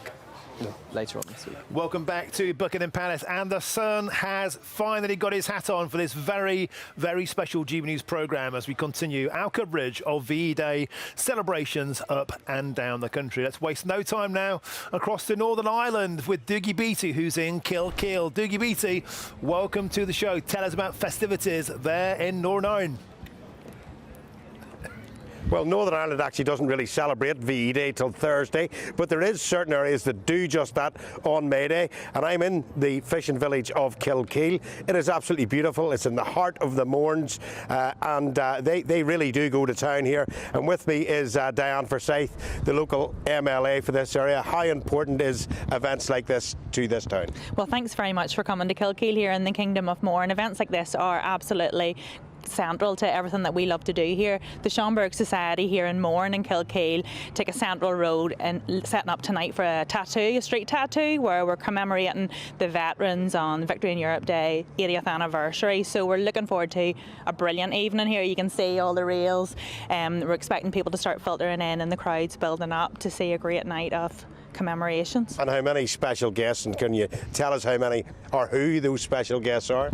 Well, we're very, very privileged to be welcoming a 100-year-old World War II veteran, Captain Gach, to Kilkeel this evening, and the Lord Lieutenant of County Down, potentially amongst others, but we're really, really excited to be joined by these this evening as we get together.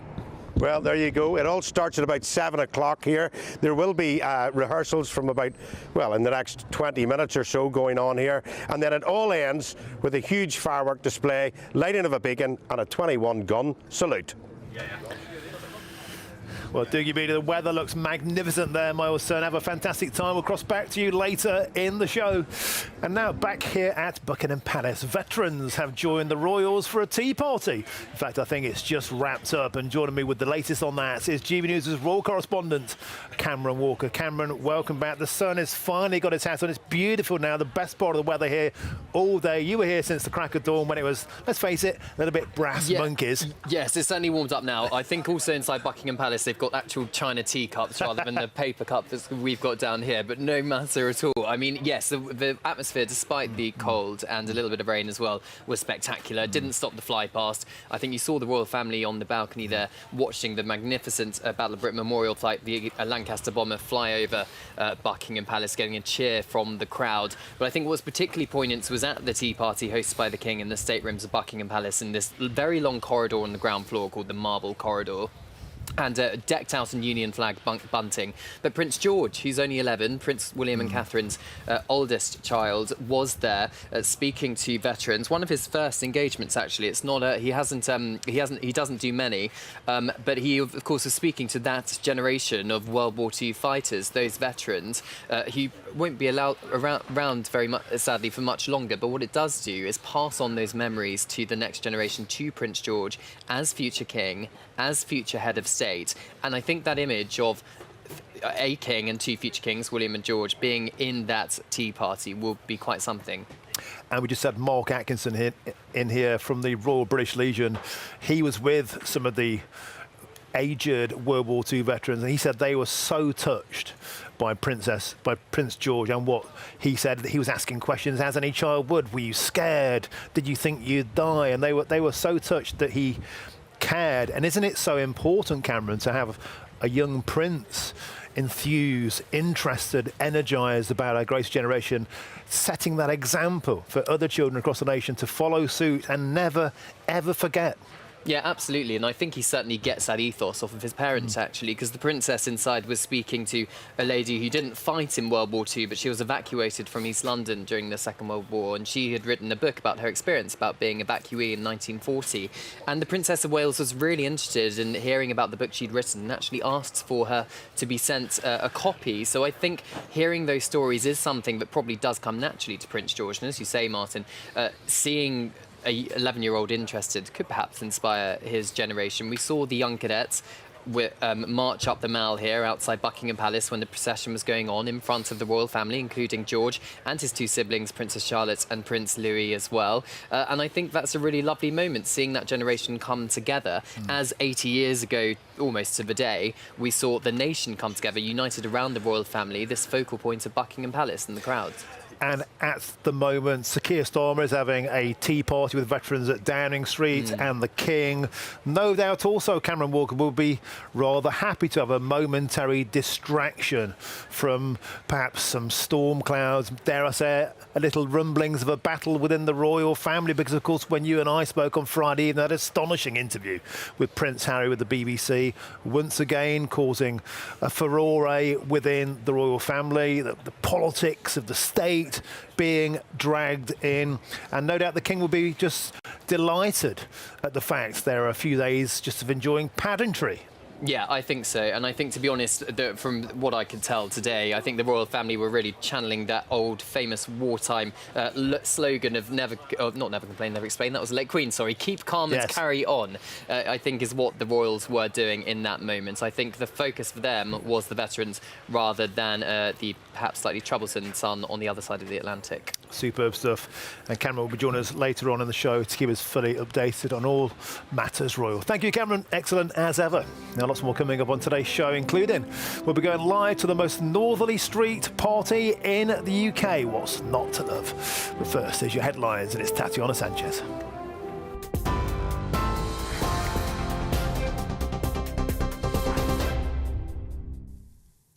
Martin, thank you very much. The top stories: His Majesty the King has led the nation in commemorating the 80th anniversary of VE Day today, as a procession from Whitehall to Buckingham Palace took place to mark the occasion. The crowds cheered, clapped and waved flags as the red arrows flew over the palace, accompanied by the band that played the national anthem. Senior members of the royal family, including the King, Queen, Prince and Princess of Wales, as well as the Prime Minister and the Leader of the Opposition, Kemi Badenoch, all gathered to watch the events unfold.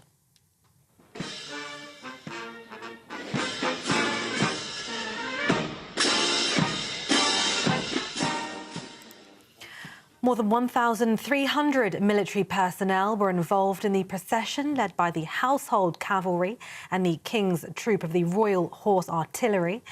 Actor Timothy Spall recited an excerpt of Winston Churchill's 1945 victory speech, and a tea party has taken place this afternoon between the King and Queen as they were joined by veterans. Elsewhere today, the Home Secretary has described terror raids in which 8 men were arrested as one of the biggest counter-terrorism operations in recent years. Reports say the arrest came just hours before a suspected attack was set to be launched. 5 men, including 4 Iranian nationals, were arrested at locations across England on Saturday, while the Metropolitan Police confirmed a further 3 Iranian men were arrested as part of a separate operation. Yvette Cooper says the government is supporting the relevant security agencies in the ongoing investigations. A 14-year-old boy who died after a fire at an industrial estate was loved by all of those who met him, his family says. 14 children arrested on suspicion of manslaughter have been released on bail after Leighton Carr was killed in a fire in Gateshead. A blaze broke out at a Fairfield industrial park on Friday night. The fire was extinguished and police said Leighton's body was located inside the building. 11 boys and 3 girls aged between 11 and 14 have been released on bail pending further inquiries. And in sport, Trent Alexander-Arnold has announced that he will be leaving Liverpool Football Club at the end of this season. In a statement, the England defender said it was the hardest decision he'd ever made, but that he wants to push himself professionally and personally. The 26-year-old, who's been at the club since he was 6 years old, is out of contract on the 30th of June, and he's expected to join Real Madrid. Those are the latest headlines. For now, more from me at 5 o'clock. For the very latest GB News direct to your smartphone, sign up to News Alerts by scanning the QR code or go to gbnews.com/alerts.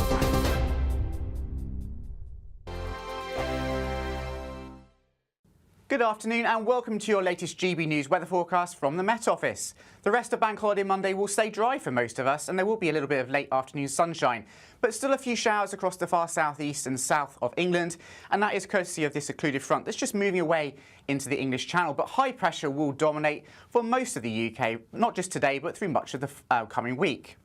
So a few showers first thing this evening across the far south, but many places will stay dry with some late evening sunshine, and overnight lengthy spells of clear sky as well. So turning quite chilly underneath those clearing skies, temperatures really falling away quite quickly, and by the end of the night we'll see a frost in the countryside and perhaps 1 or 2 fog patches as well. Not quite as cold in the towns and the cities, and generally staying frost-free in the southeast of England with a bit more of a breeze here. But generally speaking, Tuesday dawns on a dry and sunny note for most of us. A bit more in the way of cloud, perhaps filtering in across parts of East Anglia and the southeast of England. But many places starting off with plenty of sunshine and temperatures quite quickly lifting in that spring sunshine. A glorious start to the day across most of Northern Ireland and Scotland. Any mist and fog clearing away by mid-morning at the latest. A bit more in the way of cloud across the far north and northeast of Scotland, perhaps 1 or 2 very light showers. 1 or 2 very light showers may also just come into eastern coastal counties of England as well. But through the afternoon, most places having a sunnier and a slightly warmer day tomorrow compared to on Monday. And winds also a little bit lighter as well, and that should just allow it to feel, as I say, a bit warmer, with temperatures reaching 17 or 18 degrees, so a little bit above average in the west. Still a little bit cooler, though, on some of these eastern coasts. A bit more in the way of cloud, perhaps just drifting inland across the Midlands, central southern England as we go through tomorrow evening, but many places will remain dry and with clear skies. And that sets the scene for the coming week. A lot of dry weather is on offer, with a mixture of cloud and sunny spells and temperatures in the high teens at best.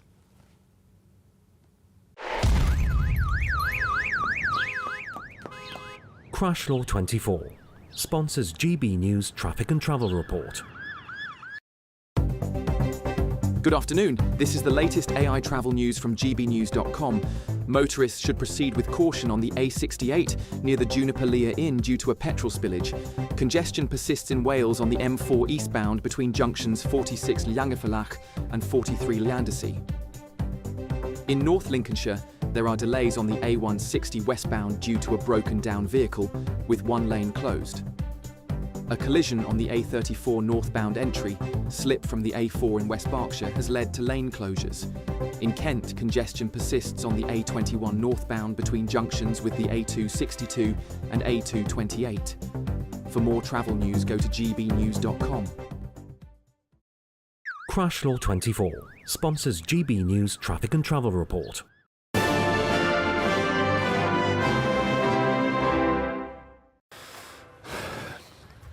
Welcome back to Buckingham Palace. The Sun has finally got his hat on for a very special GB News programme as we continue our coverage of VE Day celebrations up and down the country. And on that note, let's cross now to GB News reporter Tony Maguire, who is at Fort Augustus up there in Scotland. Tony, over to you. Before you had your hat on, you got your sarnie.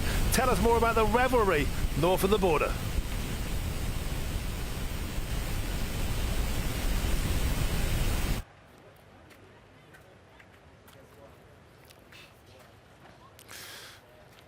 OK, Tony Maguire there, I think has got a sandwich stuck in his microphone. We couldn't hear a single thing he said. Let's hope, though, we do get comms with HMS Belfast. We're going to go there and join GB News presenter Tom Harwood. Tom, are you there? Can you hear us and tell us about the revelry? We just had the 21-gun salute. What's the latest? Can indeed, Martin. Yes, it's suddenly sunny here on HMS Belfast. We've got the... there was a bit of wind there. I was just checking if my tie was still there, but I'm delighted to be joined by some fabulous guests here on board the deck of the ship. Robert Rumble. Everything there is to know. So special. One of a kind, really. She's the last Second World. I'm afraid we've been struck by technical gremlins. Left, right and centre. HMS Belfast, north of the border. Tony Maguire, not to worry, we haven't got any gremlins back here at Buckingham Palace. Let's get into our two panellists. Historian and broadcaster Dr. Tessa Dunlop and the academic and historian Peter Caddick-Adams. Welcome back to the pair of you. Let's start, if we could, with you this time, Tessa. You've written this book, Lest We Forget. Lest we forget, and it's about the importance of memorials and monuments and how we remember them. And the cenotaph, let's start with the cenotaph. The cenotaph initially was built by the people, was it not? The government didn't even want to build a monument, which is now absolutely talismanic to days like today. Absolutely. It was a victory day that became a peace day. It was a wooden construct that has subsequently been reincarnated as, I think, the belly button, really, of Britain's commemoration. In fact, iterations of that cenotaph, not just in Britain, but right across the Commonwealth and beyond. There was a point between the wars when there was a sort of catalogue and you could choose the particular cenotaph design you liked. One in Bristol, particularly close to my heart, a very rare example of a World War I monument designed by a woman. Only 0.1% of architects were women, and she designed the one in Bristol. But it's fascinating the way in which remembering has changed. Back then, of course, we remembered the glorious dead. It was extraordinary how many predominantly men signed up and fought for king and country. 100 years earlier, we remembered our big wars, Trafalgar, Waterloo, by reincarnating just the individual hero, Nelson, or indeed the Duke of Wellington. But you scroll forward and actually the seismic level of mechanised loss meant we had to think differently. This was about the rank and file. And we've moved that forward again. If you think of, since the 1980s, all the different iterations, you get monuments to animals, monuments to men and women who served in the empire, monuments to women. So we all need to be seen, Martin. You do your bit, and it doesn't matter in what form or in what way, but if you're leaning in, then the reflection of that has to be a level of recognition. And I spoke very memorably, I think you're going to be talking to him on GB News, a Bevan boy, gutted. He couldn't wear a military uniform, went down the mines and didn't feel seen, wasn't seen for 60 years. Yet he did his bit. Yeah, he couldn't wear a uniform because he was forced to serve underground. But it doesn't matter in what form you served, so long as you did your bit. And Peter, of course, we're here today talking about VE Day, but of course this rolls on until Thursday. But of course there are other areas that were liberated later. We must remember them too. Japan and of course the Channel Islands. You're particularly passionate about remembering them because they were occupied. Yes, I mean, it's very important to remember that this is representative of a much wider 3-month span of liberations and the end of war in all sorts of different theatres. So VJ Day happens, again, there's a little confusion. The Japanese formally surrender on the 15th of August, but the formal surrender doesn't take place until the 2nd of September. So today we're also commemorating those who fought in the Far East. I think this has landed on the 8th of May. Conveniently, we begin on what is already an existing public holiday. So this becomes a vehicle, a launch pad, a springboard to commemorate all those who fought in the Far East. But also, of course, our own dear Channel Islands, the phrase that Churchill used in his VE Day speech, that were occupied for the entirety of 1940 to 45. And we put together a force to liberate them, Force 135. And they weren't liberated until the 9th of May, which was quite a bit after they had surrendered. But we didn't know how rapidly the Germans were going to surrender, or fight on, or surrender. So we had to have a sort of aggressive force that went over to cover all bases. OK, thank you, guys. I believe now Tom Harwood is signal sent up the white flag a short while ago, but I think now, Tom Harwood, you're back in the land of the living on HMS Belfast. Tom, over to you. Certainly are back here on the deck of the ship, and we're talking with some brilliant guests here. Robert Rumble is from the Imperial War Museum, knows everything there is to know about HMS Belfast. Why is this ship so important? Well, she's one of a kind. She's the last big gun Royal Navy warship from the Second World War era, a period where Britain's naval sea power was, deployed throughout the world. Belfast was launched in 1938 and commissioned just before the start of the Second World War. So she fought in home waters in the Arctic, firing her guns in anger at D-Day, and then later after the war during the Korean War. So a really important part of Britain's maritime history. And there's a story about how one Winston Churchill wanted to watch those D-Day landings from the bridge of this ship.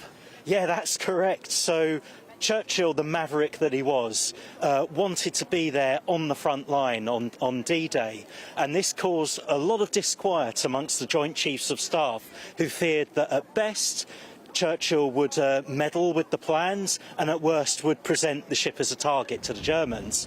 So it took masterful intervention by King George VI to write to Churchill, basically stating, well, if I can't be there, unfortunately you shouldn't be there either. And Churchill understood the message and stayed behind.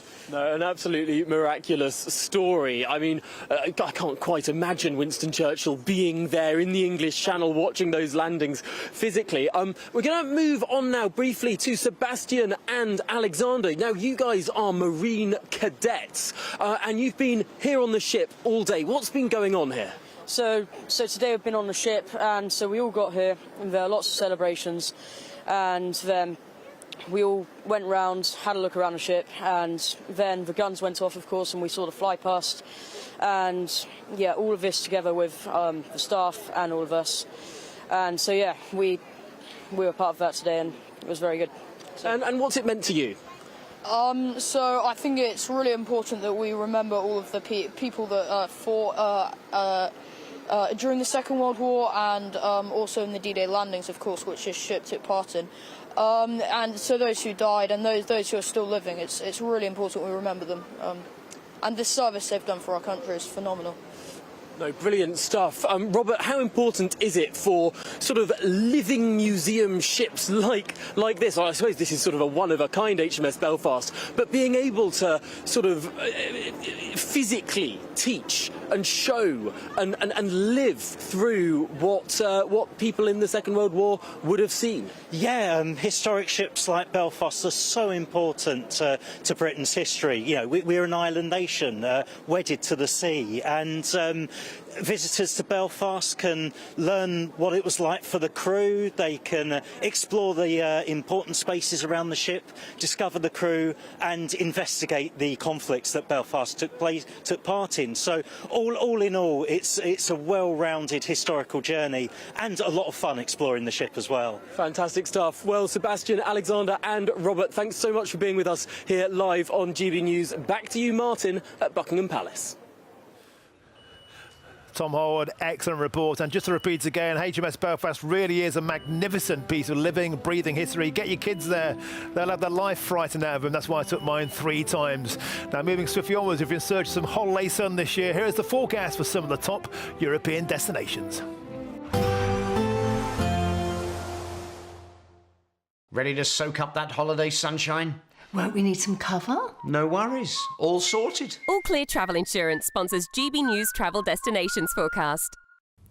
Despite some dry and sunny weather across parts of the UK, it's a different story across parts of Europe, with heavy showers and thunderstorms for many of us, particularly across parts of Spain, southern parts of France and parts of Italy too, seeing some heavy thunderstorms throughout Tuesday afternoon. Southern parts of Greece and Turkey probably holding on to the best of the sunshine through Tuesday afternoon. Highs here around 26 degrees, but there will be some sunshine on offer for many of us over the next couple of days, and highs in Tenerife around 24 or 25 degrees. All Clear Travel Insurance sponsors GB News Travel Destinations Forecast.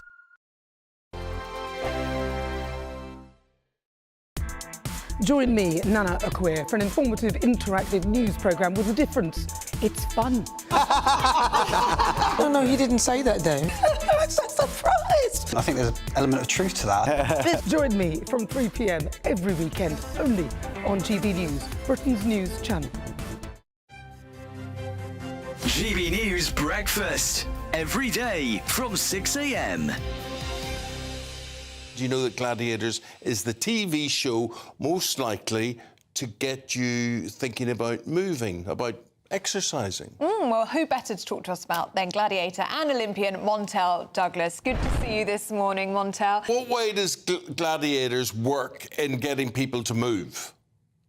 I think Gladiators spans all generations, which is one of the things that I love the most. You know, we have everyone from 2-year-olds doing our moves and feeling like superhuman, all the way up to, 90s, 100, people saying that they're really inspired to start moving, to start thinking differently about their health in a range of different things, but also just to think that, why can't I do it? And everyone's got a story, everyone's journey, their strength journey is very, very different. Mine's been very different, like I said, from summer to winter into Gladiators. Even that was a massive shift. So I think it's just inspiring people to think that they can do it. Montel, what if I just hit upon that area about can't do? I'm in a position where I can't do a lot of things now. I regard watching Country File on a Sunday night as huge exercise for me. What if you just believe you can't do anything? I'm really sad that you said that, Eamon. You can do whatever you're... the thing is, as well, if you think you can or you think you can't, you're usually right. And I always say, try. I think many of us, the first time I climbed up of a wall doing Gladiators, I'm petrified of heights, and people know that. And you will never know that now, because I went on there and, I got frightened, I was brave, and then kept on doing it. And I think the hardest thing is to start. And what I hope is that, we're inspiring people to start something that they never thought, because you don't know until you try. And then also, it doesn't matter what it is. As long as you just make that first move, you can get better. And then you'll feel braver when you do it. GB News, the People's Channel. We're proud to be GB News, the People's Channel. And as you know, we always love to hear your views. Now, there's a new way of getting in touch with us at gbnews.com/your say. By commenting, you can be part of a live conversation and join our GB News community. You can even talk to me, Bev Turner, or any of the members of the GB News family. I'm Christopher Hope. From pop stars to politicians, I'll interview anybody in a pub who's got a political opinion. Join me every Friday on Spotify, Apple Podcasts, YouTube or gbnews.com, or wherever you get your podcasts. This is GB News, the People's Channel.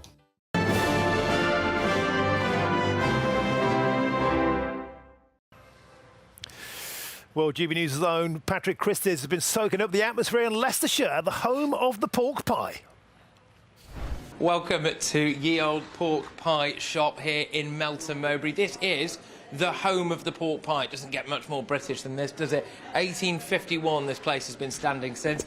And if we look at here, we've got some award-winning pork pies and a very special one for today, VE Day 2025, the 80th commemoration of VE Day. And I'm joined now as well by Natasha Gascoigne. Thank you very much for having us in your lovely shop here. It is absolutely incredible. I mean, we have also got some cakes and things over there, but could you just walk us through some of the pork pies? Take us on a little pork pie tour. Is that all right? Come on then. That's what we do best. I mean, it's busy, as you would expect on a day like today, so go on, what have we got? We are very busy today. So we have got a selection here. This is probably our traditional cabinet, it's fair to say. We've got the Dickinson and Morris pork pie, which is where we became famous for. Real peppery taste, hot water crust pastry, 100% authentic natural ingredients on this side, and then we're moving into the Mrs. King's brand here. So this is more synonymous with the Melton Borough of London. So we were one of the founding members for Borough Market, and this was the pie that was served down there. Wow. And then there we go. Well, let's keep on going. Keep on going. I think here. I mean, there's all sorts. By the way, it's not just the pies as well. We've got all of these cheeses. I'm going to be getting stuck into a few of those later, as well as the sausages, I think. So here we go. And we've got some of the. Would you say these are more modern pies? Absolutely, yeah. So this is where we get to start playing with innovative flavours. So we've got Stilton topped here, which is a Long Clawson Stilton, another local cheese. Best of Melton in that pie.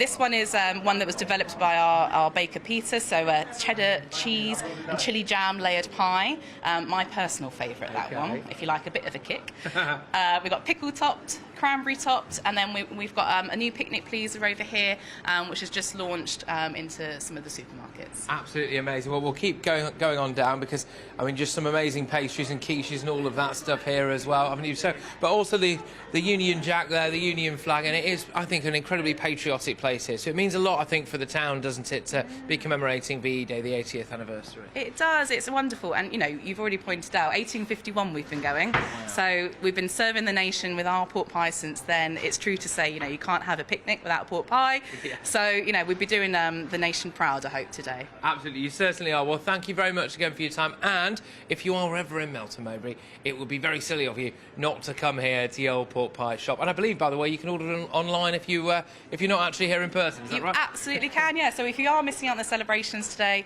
porkpie.co.uk is where our customers can have pies delivered straight to their door, or you can go into a local supermarket as well. Fantastic. All right, well, thank you very much, everybody, and I'll be seeing you back in the studio shortly.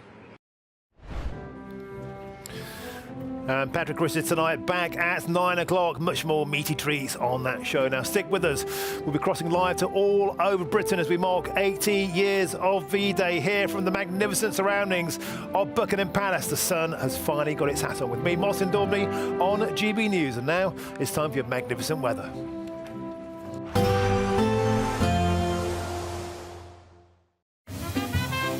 Heavy showers first thing will be followed by a warm, cosy day. Boxed Boilers, sponsors of weather on GB News. Good afternoon and welcome to your latest GB News weather forecast from the Met Office. The rest of Bank Holiday Monday will stay dry for most of us and there will be a little bit of late afternoon sunshine, but still a few showers across the far southeast and south of England, and that is courtesy of this occluded front that's just moving away into the English Channel. But high pressure will dominate for most of the UK, not just today but through much of the coming week. So a few showers first thing this evening across the far south, but many places will stay dry with some late evening sunshine, and overnight lengthy spells of clear sky as well, so turning quite chilly underneath those clearing skies. Temperatures really falling away quite quickly, and by the end of the night we'll see a frost in the countryside and perhaps one or two fog patches as well. Not quite as cold in the towns and the cities, and generally staying frost-free in the southeast of England, with a bit more of a breeze here. But generally speaking, Tuesday dawns on a dry and sunny note for most of us. A bit more in the way of cloud, perhaps filtering in across parts of East Anglia and the southeast of England. But many places starting off with plenty of sunshine and temperatures quite quickly lifting in that spring sunshine. A glorious start to the day across most of Northern Ireland and Scotland. Any mist and fog clearing away by mid-morning at the latest. A bit more in the way of cloud across the far north and northeast of Scotland, perhaps one or two very light showers. One or two very light showers may also just come into eastern coastal counties of England as well. But through the afternoon, most places having a sunnier and a slightly warmer day tomorrow compared to on Monday. And winds also a little bit lighter as well, and that should just allow it to feel, as I say, a bit warmer, with temperatures reaching 17 or 18 degrees, so a little bit above average in the west. Still a little bit cooler, though, on some of these eastern coasts. A bit more in the way of cloud, perhaps just drifting inland across the Midlands, central southern England as we go through tomorrow evening, but many places will remain dry and with clear skies. And that sets the scene for the coming week. A lot of dry weather is on offer, with a mixture of cloud and sunny spells and temperatures in the high teens at best. There will be a light breeze in the morning, leading to a warm front. Boxed heat pumps, sponsors of weather on GB News.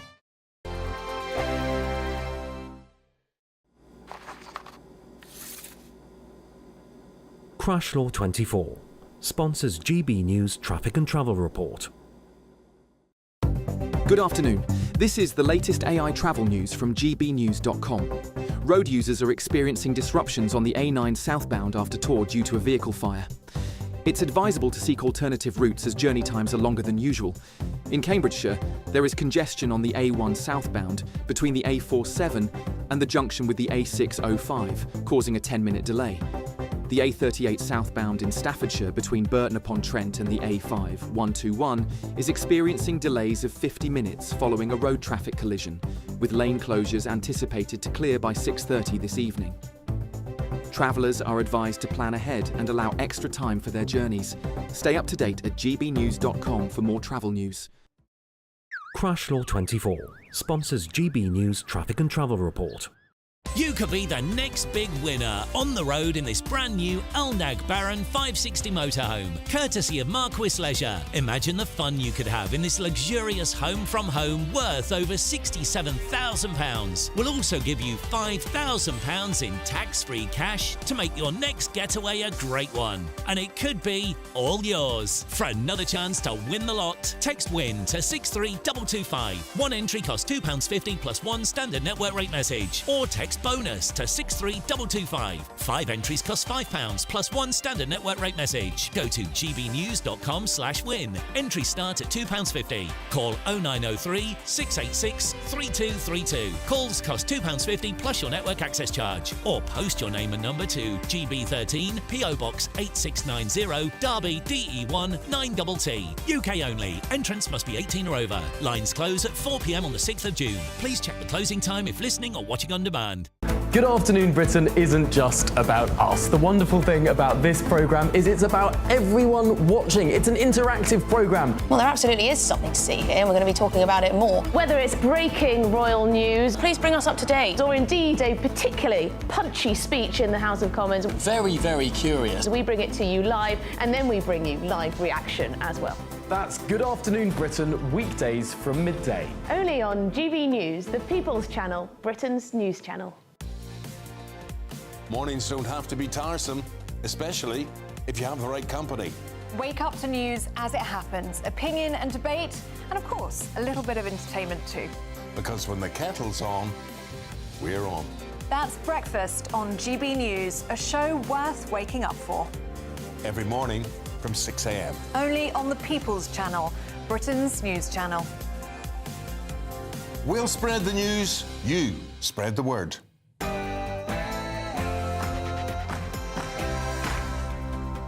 France Britannia, long live the cause of freedom. God save the King.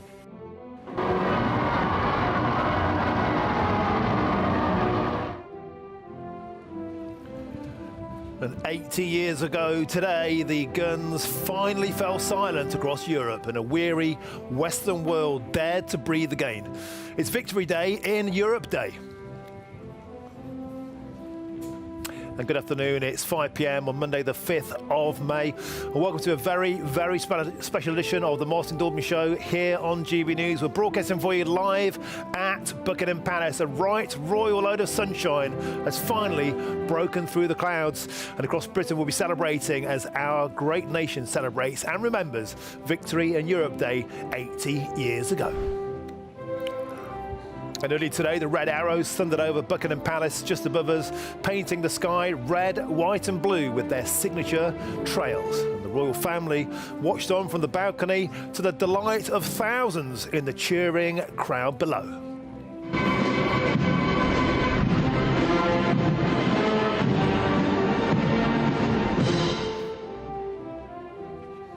Magnificent sights as over 1,000 British and Commonwealth troops and Second World War veterans marched from Whitehall through Admiralty Arch and up Pall Mall. And we'll also be crossing live to parties across our great nation as we celebrate the very best of Britain today. Well, in the last hour, the Prime Minister was here on Downing Street in a multi-generational celebration of VE Day. More shortly. I'm in Kilkeel at the foot of the Mourne Mountains, where rehearsals for tonight's Tattoo Spectacular are well underway. And here on board HMS Belfast, we've seen the miraculous sight of those guns at the front of the boat going off the ship, I should say. For the first, one of those rare occasions that those same guns that fired shots in the Second World War cascaded their sound across central London.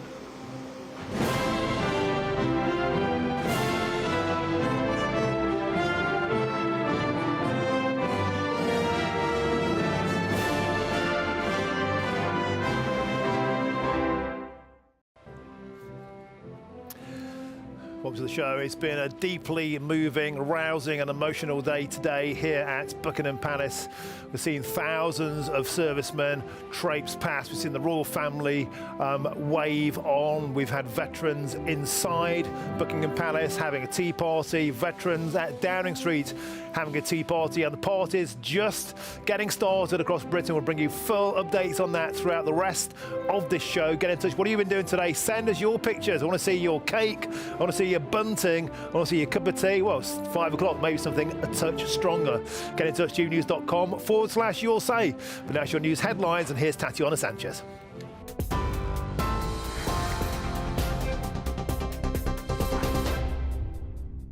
Martin, thank you very much and good afternoon. The top stories. His Majesty the King has led the nation in commemorating the 80th anniversary of VE Day today as a procession from Whitehall to Buckingham Palace took place to mark the occasion. The crowd cheered, clapped and waved flags as the red arrows flew over the palace, accompanied by the band that played the national anthem. Senior members of the royal family, including the King, Queen, Prince and Princess of Wales, as well as the Prime Minister and the Leader of the Opposition, Kemi Badenoch, gathered to watch the events unfold.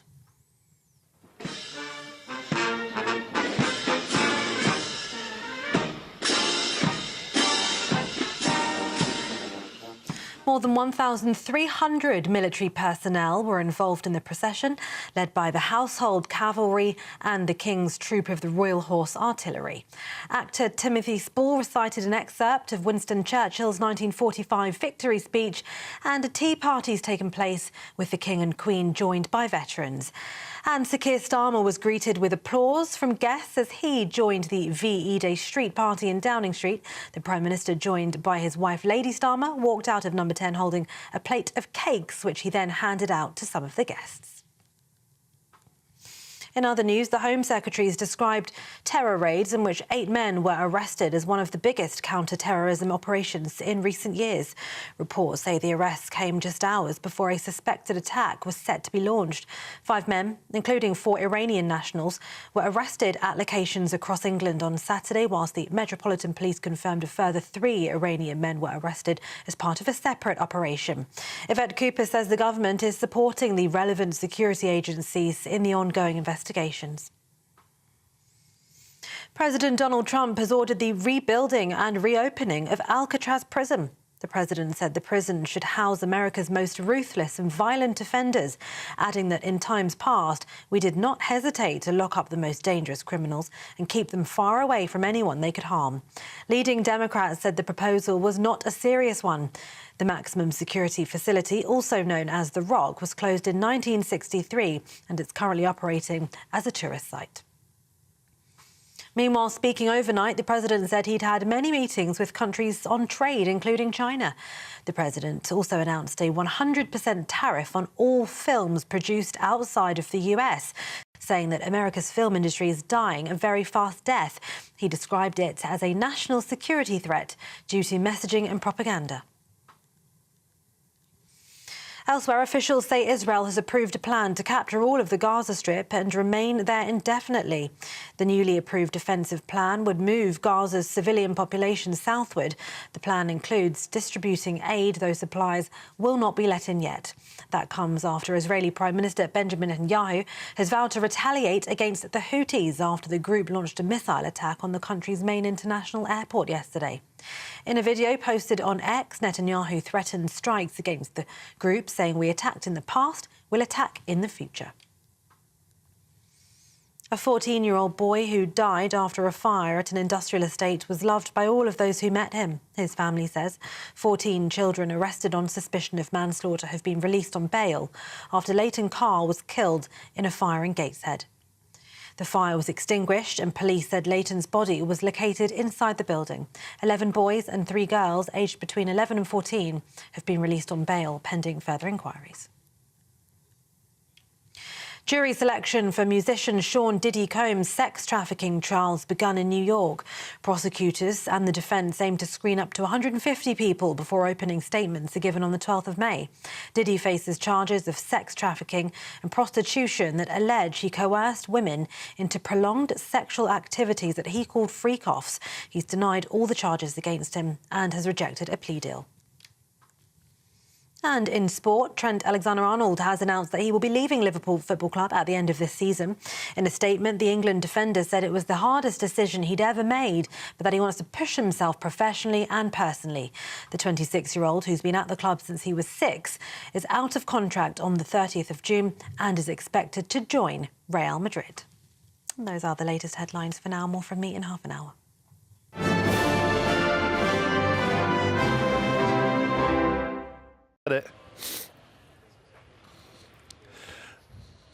Hello and welcome. This is a very special edition of the Martin Daubney Show. Live here at Buckingham Palace. Look at it. It's absolutely magnificent. It really gets to the heart of what it means to be proud to be British. For broadcasting live across the United Kingdom. And earlier this afternoon, the red arrows zoomed above our heads across the skies in commemoration of the 80th anniversary of VE Day. And the royal family proudly watched on, gathering on the balcony of Buckingham Palace. And the royals have been busy today as they've hosted a tea party for veterans. And here to tell us more is GBNews' royal correspondent Cameron Walker. Cameron, what a magnificent day it's been for the royal family. And late in the day, a certain young royal seems to once again have stolen the show. Yes, Prince Louis, the Prince and Princess of Wales' youngest child. This happened during the military procession where Prince George and his brother Prince Louis were watching alongside other members of the royal family. And let's hopefully show you this footage here of a little brotherly moment teasing his brother. Hopefully we've got a little bit beforehand where basically what had happened was that Prince George was trying to wipe the hair out of his face and his younger brother Louis was watching him and then decided to mimic his older brother in a very camp way, as if trying to tease his older brother, which I thought was quite funny, and it's gone very viral on social media. So have a look on social media if you want to see the full clip there on GBNews' social media account. But I think that just shows Prince Louis' character, doesn't it? He always seems to steal the show in these kind of moments in front of the cameras. And of course, this was broadcast on live television across the world, so it was really quite a special moment. But Prince George basically got a little bit older for his years, and he was part of quite the official tea party inside Buckingham Palace. He wasn't scheduled to be there, but obviously the Prince and Princess of Wales, his parents, decided that he was old enough as an 11-year-old to join in, speak to veterans, speaking to that older World War II generation as an 11-year-old boy, as a future king and as future head of the armed forces. So it's keeping that memory of World War II alive. This is Prince George here and the Prince of Wales in the marble corridor of Buckingham Palace at the back of the palace in the staterooms, speaking to one of the veterans here during the veterans tea party. Bunting has been put out all throughout this really long corridor. It spans the entire length of the palace and made out of recycled fabrics from the royal household, I'm reliably informed. But Prince George, I'm told from somebody inside, was looking very attentive, listening to the veterans and was just perhaps taking after his father a bit, actually, and his mother. His mother was also speaking to somebody who was evacuated from East London during the Blitz at the start of the war and was really interested and wanted to have a copy of her memoir. So, yeah, I think clearly runs in the family. And Cameron Walker, we were joined by Mark Atkinson from the Royal British Legion, who was inside that tea party. He was right by the young prince as he spoke to the actual veterans there from VE Day, and he said he was excitedly asking the kind of questions you'd imagine that any ordinary child would. Were you scared on the day? Did you think you would die?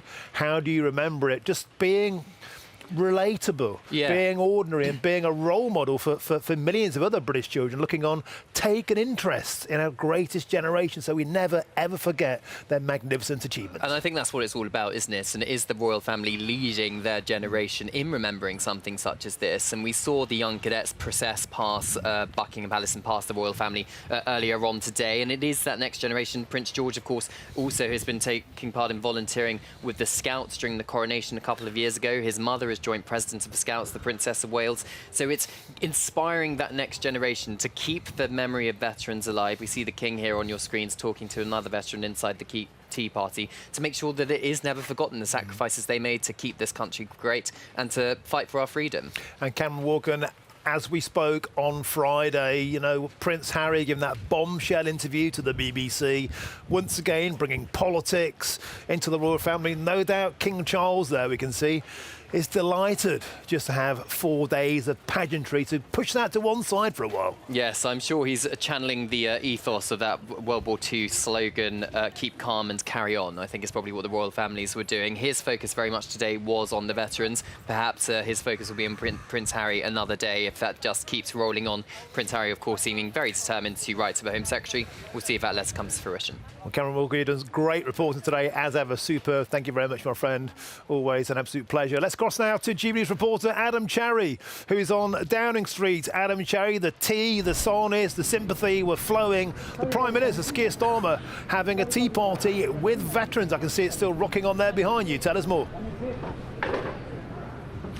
Yeah, Martin, it's winding down a little bit now. The Prime Minister was here in the last hour. He did a circuit of the tables we've got set out up behind me here. It's been a long day, forgive me. Lady Starmer was there as well. They were out for about 30 or 40 minutes or so, I'd say, greeting the veterans, bringing out cake. They spoke to the veterans first. It's a multi-generational event, like I said to you earlier, so there were children here all the way up to, as I said, those 100-plus-year-old veterans. It's really quite an astonishing thing to see as the Prime Minister went and shook hand after hand and spoke to everybody.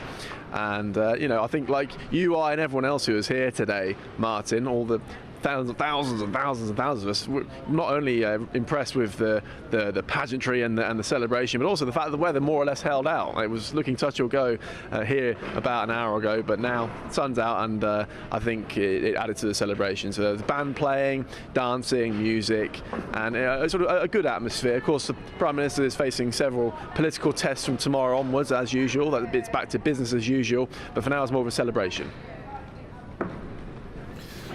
Got to say, a magnificent teapot there from Keir Starmer, giving a welcome brew to veterans and youngsters at Downing Street.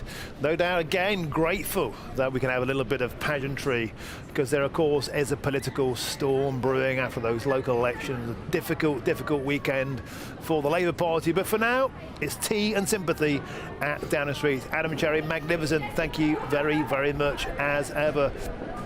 Now, without missing a beat, let's go to Doogie Beattie, who is in Kilkeel in Northern Ireland. Doogie, the last time we were there, they were doing the Highland Fling behind you, the pipes. Look at that, magnificent. Tell us more. Yeah, well, I will just step out of the road slightly a moment there, Martin, and you can see they are now practicing, rehearsing for tonight's tattoo. They've closed off the main street here. Everything happens at 7 o'clock, and with me I have two of the dancers here, Emma and Jodie. Emma, where are you from? We're dancing Loch Brecklin with the Catherine Stewart Highland Dance Display Team, but there's loads of us here from all over the show. We're from Kilkeel, Annalong, Enniskillen, Hilltop, which is Dargana, and then ourselves in Loch Brecklin. So right across Northern Ireland. I mean, what does it mean for you to take part in this? Well, we were here, what was it, 2 years ago for the Queen's Jubilee, so it's kind of just became like a second home to us all. We love taking part in stuff like this, and it's great for the wee ones. The wee ones love it especially. They love just getting out and feeling the atmosphere off. The crowds will be, the streets will be filled later. The wee ones just love getting off the energy. And what does it mean to you as VE Day? It's just the ending of like the Second World War, and yeah. I think it's just really important for, obviously that was such a big thing, you know, for the world. There was so much given, and it's important that the knowledge of it keeps going on and the education of, okay. Of that. Can you show us a few steps? Go ahead, show us a few steps. High cut turn. High cut points into fifth turn. Ready? 5, 6. High cut.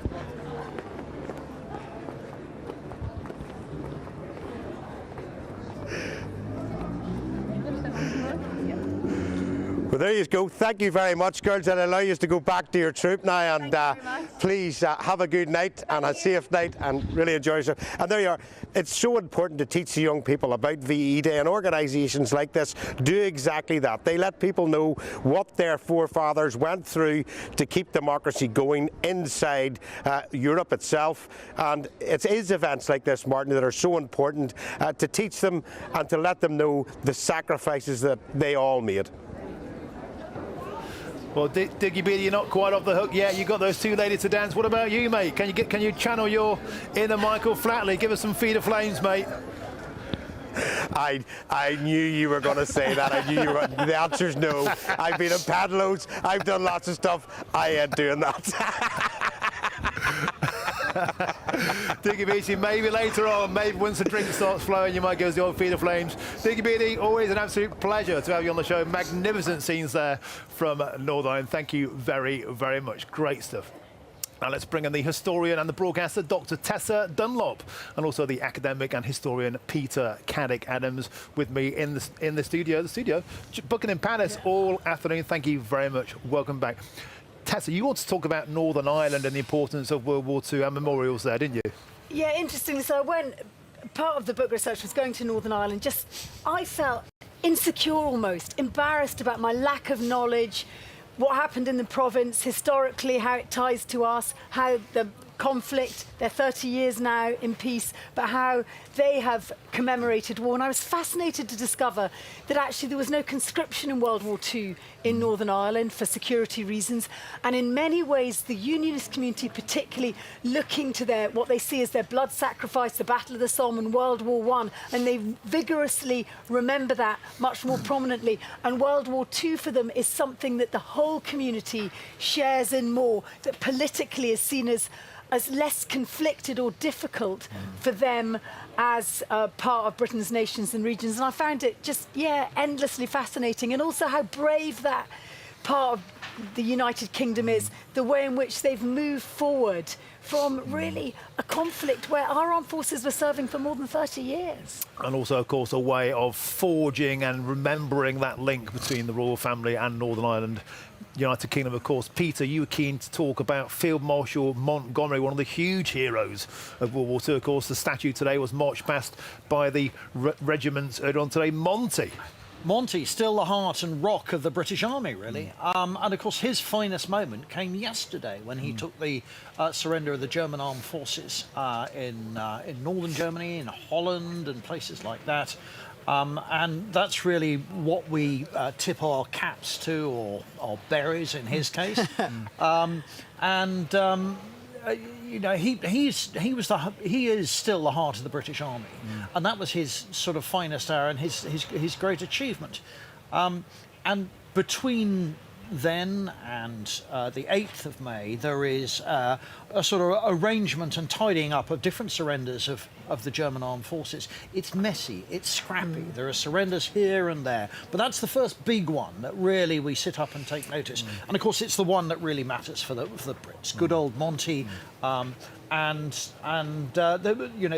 a sense of finality. But I've interviewed a lot of old soldiers over the years, and those who fought in Europe said, right, well that's that then. Japan next.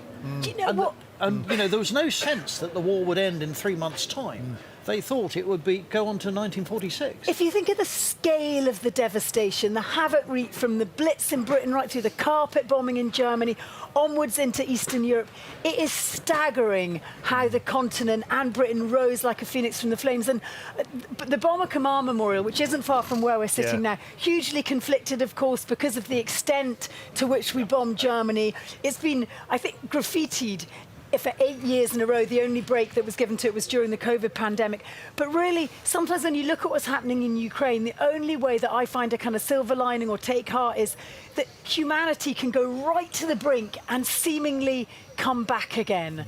And I think we have to hold on to that when there are difficult times ahead. There's no point in pretending it's easy. Yes, right now our armed service is not operational, but you simply don't know when that call will come.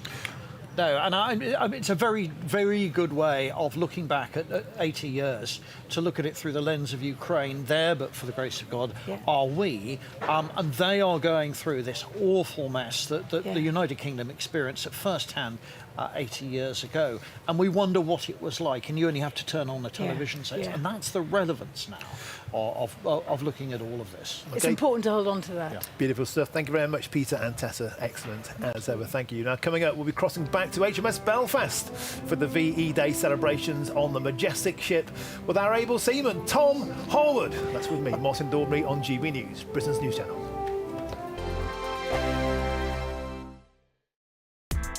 Join me, Nana Okoye, for an informative, interactive news programme with a difference. It's fun. No, he didn't say that, Dave.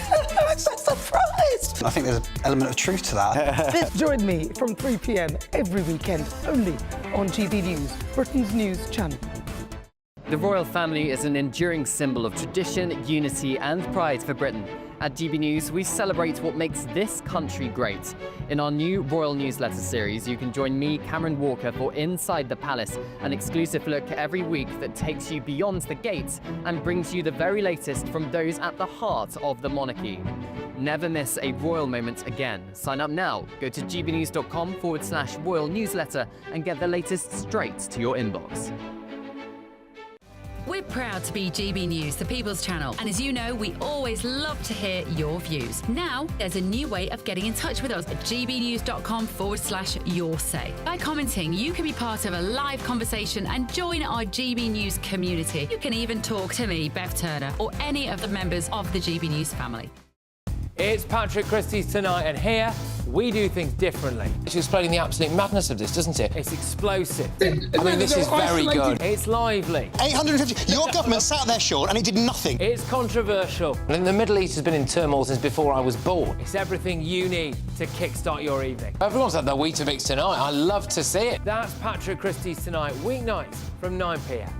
Only on GB News, the People's Channel, Britain's news channel. I'm Christopher Hope. From pop star to politicians, I'll interview anybody in a pub who's got a political opinion. Join me every Friday on Spotify, Apple Podcasts, YouTube or gbnews.com, or wherever you get your podcasts. This is GB News, the People's Channel. Good Afternoon Britain isn't just about us. The wonderful thing about this programme is it's about everyone watching. It's an interactive programme. Well, there absolutely is something to see here, and we're going to be talking about it more. Whether it's breaking royal news, please bring us up to date, or indeed a particularly punchy speech in the House of Commons. Very, very curious. We bring it to you live, and then we bring you live reaction as well. That's Good Afternoon Britain, weekdays from midday. Only on GB News, the People's Channel, Britain's news channel. Mornings don't have to be tiresome, especially if you have the right company. Wake up to news as it happens, opinion and debate, and of course, a little bit of entertainment too. Because when the kettle's on, we're on. That's Breakfast on GB News, a show worth waking up for. Every morning from 6 a.m. Only on the People's Channel, Britain's news channel. We'll spread the news, you spread the word.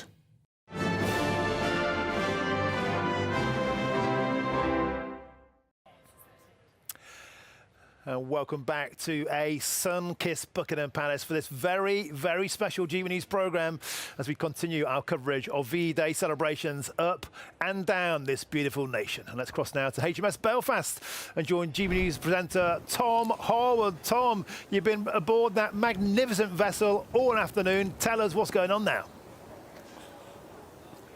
I have indeed, Martin, and I'm delighted to be joined now by Peter Johnston from the Imperial War Museum. Peter, this has been a really quite magical day on board HMS Belfast. How important is it to have sort of living history like this, showing what it was like in the Second World War? I mean, it's really important and it's so significant. We're so lucky at IWM because we've got sites like Belfast that we're on right now, we've got Duxford in South Cambridgeshire, we've got even IWM North in Manchester. All of these have direct connections to the Second World War. You know, the case of IWM North, that's built on the ground that was bombed during the Blitz. So we can really show people an immersive experience about what it was like to actually experience the Second World War and how the Second World War continues to shape the world around us. And while, you know, we get to do that every day, it's been fantastic to welcome everyone on board, to fire the guns for this really special day as we build up to VE Day on Thursday. But, you know, for us to get to do this every day, to have this special focus on it, it's been absolutely brilliant. And it's such an important anniversary, this one, because we still do have some of those voices of the people who are actually part of the Second World War, those veterans who are just so important to keeping that memory alive. Yeah, absolutely. And I think what's been so wonderful about this is how important veterans have been to the whole process. You know, this is their story. You know, we live their legacy, but it's their story. And we are so fortunate because, you know, people have been able to come on board here and listen to our We Were There programme where they can actually engage directly with veterans. And even if people can't, you know, they can go on the IWM website, go on our sound archive. We've got more than 30,000 interviews with veterans who experienced every war and conflict since the First World War right up to the present day. So people can really hear that. And that is, I think, the living bridge, this continuous link that we've got to these events of the past that we can really touch upon and reflect upon. And I suppose that's why it was so important to have groups of school children here on board the ship, having tea, and also being amongst all of those sort of reenactors. I mean, it was quite a marvellous spectacle. Yeah, I think all the different ways in which you can engage people in this. You know, you can approach people through documentaries, you can bring school groups on, you can use reenactors, you can use, you know, you can go to where they are, you can present things online. And it's really important that we do this because, you know, this will only live on as long as we keep the generations invested in it. And I do think we're really lucky in this country because we have an active interest in our past and our heritage. We recognise the value and importance of it. You know, it's easy to say that here, you know, with some of these landmarks right around us. But we're part of that, and we're part of that landscape. And this is the world that the Second World War generation built for us. And I think, you know, at this point in particular, it's right that we just take the opportunity to reflect on that and really think about all the sacrifices they made to deliver it. Now let's talk a bit about the history. Of course, this ship has been all the way around the world, but it was pretty crucial with regard to securing those Arctic convoys during the Second World War. Yeah, and I think that's one of the really funny things about this ship. You know, people, when we talk about the history of Belfast in particular, we talk about D-Day. You know, this is the ship that fired some of the first rounds on D-Day, that seismic event that helped seize control of Northwest Europe and roll back Nazi Germany. But yet, exactly as you were saying, you know, it's role in the North Atlantic convoys, you know, virtually overlooked by a lot of the more popular histories of the Second World War. For a long time, wasn't widely recognised, even with its own specific medal or clasp. And then actually, we've had an opportunity to talk about people and show that, and we can show them the photographs of this ship like fully encased in ice. I mean, it's not quite as cold today as it was then, but you know, but then also there was the fighting against the Scharnhorst. Yeah. But also, you know, this ship was being prepared to be sent out to the Far East as well at the end of the war, and I think that's really important too because VE Day wasn't the end of the war; it was the end of the war in Europe, but the fighting was still to come, and HMS Belfast really represents that. No, it's an absolutely fascinating history, and it is just marvellous to stand here on the bow of the ship, looking up at that billowing ensign over that iconic view of London. What a way to close out this celebration of VE Day. Thanks indeed for joining us. Thanks so much for coming. Back to you, Martin. Tom Harwood, that is enough to get the chest swelling. Magnificent stuff. You put in a great shift today. And I just keep saying HMS Belfast really, really is one of Britain's most unsung tourist attractions. You can eat in the canteen where the seamen used to eat there. You can see where they would perform emergency operations in the tiny underground cabins. It's living, breathing history. It's a brilliant, brilliant event. Get yourself along there. Take your kids because it's quite scary as well. Thank you, Tom Harwood. Brilliant. Now let's get back to Buckingham Palace. I'm joined by the historian and broadcaster Dr. Tessa Dunlop and the academic and historian Peter Caddick-Adams. Let's talk, if we can, Tessa, about the royal family. It's been a great day for them today. It has, and I was very touched. You just mentioned their living, breathing history. I was particularly touched to see HRH, the Duke of Kent, up on the balcony in his 90th year, a man whose young life was turned upside down when his own father last royal member to die in active service in 1942, the young prince becoming the Duke of Kent when he's 6 years old, and in that way, and so often is the case with the royal family, speaking to the countless numbers of children up and down the country who suddenly discover they too are without fathers, because so many young men particularly, but also some women, losing their lives in World War II. And I think that umbilical cord between royal experience and their subjects' experience is one of the reasons why they've remained such a powerful symbol for us throughout the decades. You know, they serve, we serve too. And I think it gives them a credibility, an authenticity that other countries don't enjoy. Continuum, you know, something to hold on to during times of turmoil, upheaval, celebration, commemoration. The royal family have been that great rock, the stalwart, and there they were again today, a part of the fabric. Yeah, I mean, a lightning rod. And it's this, I mean, to pick up what Tessa was just saying, this tradition of service, that it means it's a great leveller for them. It's the only chance when they go through sort of basic training to go through all that sort of pain and suffering that all sort of soldiers, sailors and airmen go through in their first few months of service. Where all the social barriers are removed, and the same was true for William and Harry. And in fact, I watched and commentated when they both graduated from Sandhurst, and you could almost see the palpable relief on their separate sort of passing out parades. But I mean, George VI would have been there on VE Day, waving towards the crowds. Now he had served in the First World War. He'd been in the gun turret of a battleship at Jutland. And so had smelt the cordite, and that credibility just doesn't pan across other heads of state or even royal families, because they tend to be kept away from danger. And I think we've always had that link, and that is this. It's not just the continuum. It's the fact that they've walked the walk and they've talked the talk. But on that walking the walk, there is the sort of contradiction there, and I spoke to the Duke of Kent about this, and he was removed from operational duties in Northern Ireland. He served in the Scots Greys after 3 weeks because you couldn't have a symbol from the royal family endangered. We know what happened, of course, in 1979 to Louis Mountbatten, indeed. And Harry likewise experiencing, like the Duke of Kent, the ignominy of being removed from active service in Afghanistan. And I think it is a contradiction almost at the heart of royal service, that because they're so important, they can't be endangered, which means they can't give it full throttle in the way they'd always want to. Beautiful stuff. Thank you very, very much, Tessa and Peter. Excellent. Thank you. A lot more still coming up on today's show. Yes, including we'll be crossing to Fort Augustus to see how the Scots are enjoying this special day, doing the Highland Fling. But first is news headlines, and it's Tatiana Sanchez.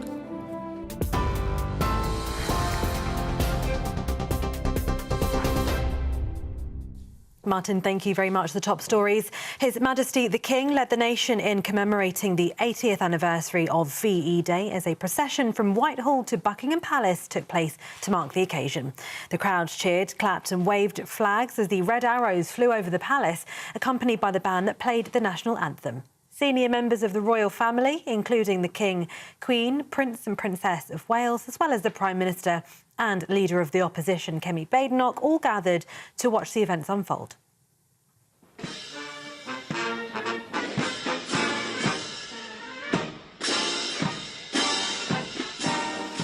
More than 1,300 military personnel were involved in the procession, led by the Household Cavalry and the King's Troop of the Royal Horse Artillery.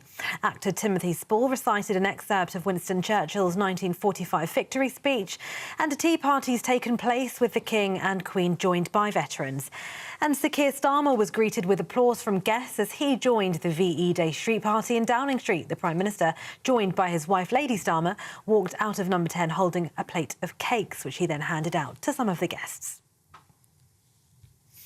In other news, a 14-year-old boy who died after a fire at an industrial estate was loved by all of those who met him, his family says. 14 children arrested on suspicion of manslaughter have been released on bail after Leighton Carr was killed in a fire in Gateshead. The fire was extinguished and police said Leighton's body was located inside the building. 11 boys and 3 girls aged between 11 and 14 have been released on bail pending further inquiries. And 150,000 Leeds fans turned out for their Premier League promotion parade today, climbing bus stops, trees and traffic lights for a glimpse of their heroes as the city became a sea of white, yellow and blue. Easter Monday saw the resurrection of their Premier League status confirmed after a 2-year hiatus. At the same time, they beat Burnley to the Sky Bet Championship title on Saturday. Those are the latest headlines for now. More from me at 6 o'clock. For the very latest GB News direct to your smartphone, sign up to News Alerts by scanning the QR code or go to gbnews.com/alerts.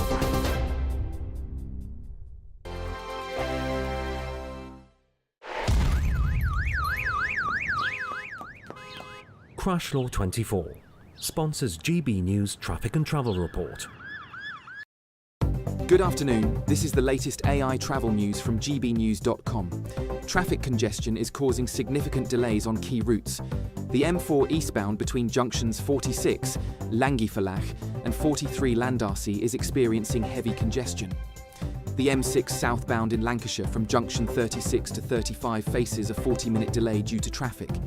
Staffordshire's A38 southbound has a road collision between junctions A5121 Burton upon Trent South and A513, resulting in lane closures and 50-minute delays.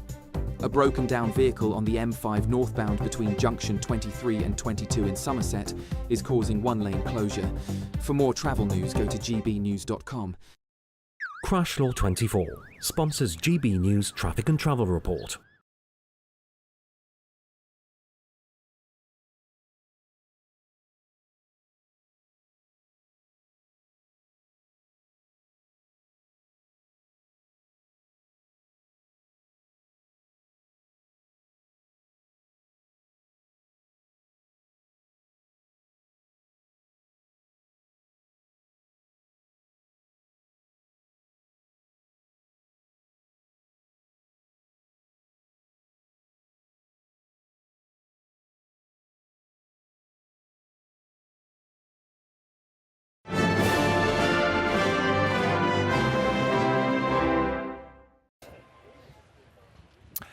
Welcome back to a resplendent, sun-soaked Buckingham Palace for this very special GB News programme as we continue our coverage of VE Day celebrations up and down the country. And with no further ado, let's cross to GB News reporter Tony Maguire, who is there for us in Fort Augustus, north of the border. Tony, you've been having a good old shindig all day. What's the latest?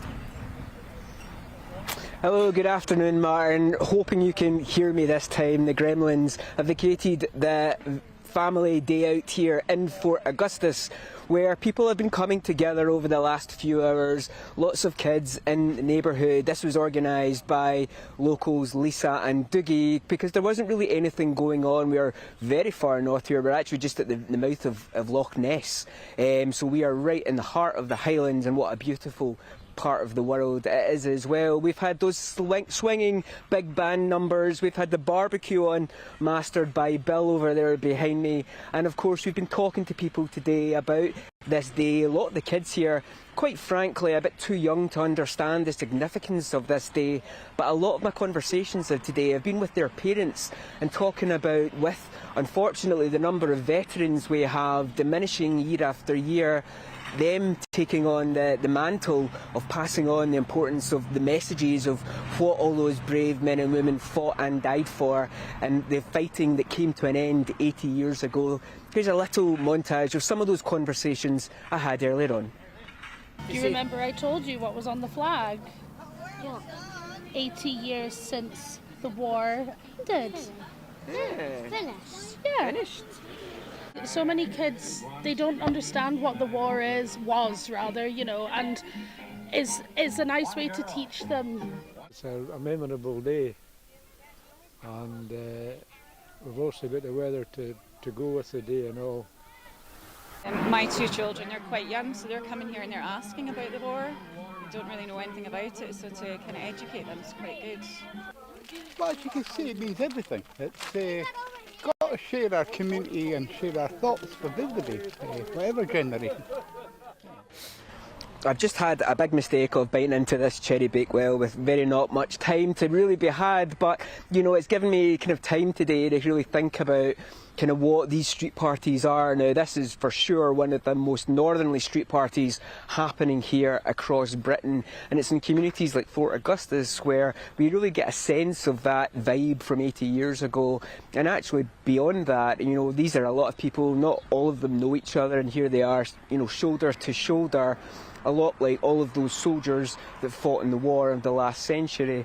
And it's at moments like this that communities come together that, frankly, small communities and large don't always get the chance to do. But all of the kids here today had a great time, and even if they can take away a little nugget of knowledge of why we've all come together today, and what the war was about, and what VE Day and why it matters to us all so much, then that's a party worth having. This one and all those street parties all across Great Britain. Now, if you don't mind. That is a well-earned mouthful of cake there, Tony Maguire. Put in a fantastic shift today. Thank you very much for sharing your experiences with us there in Fort Augustus. Thank you very much. Get back to the studio now.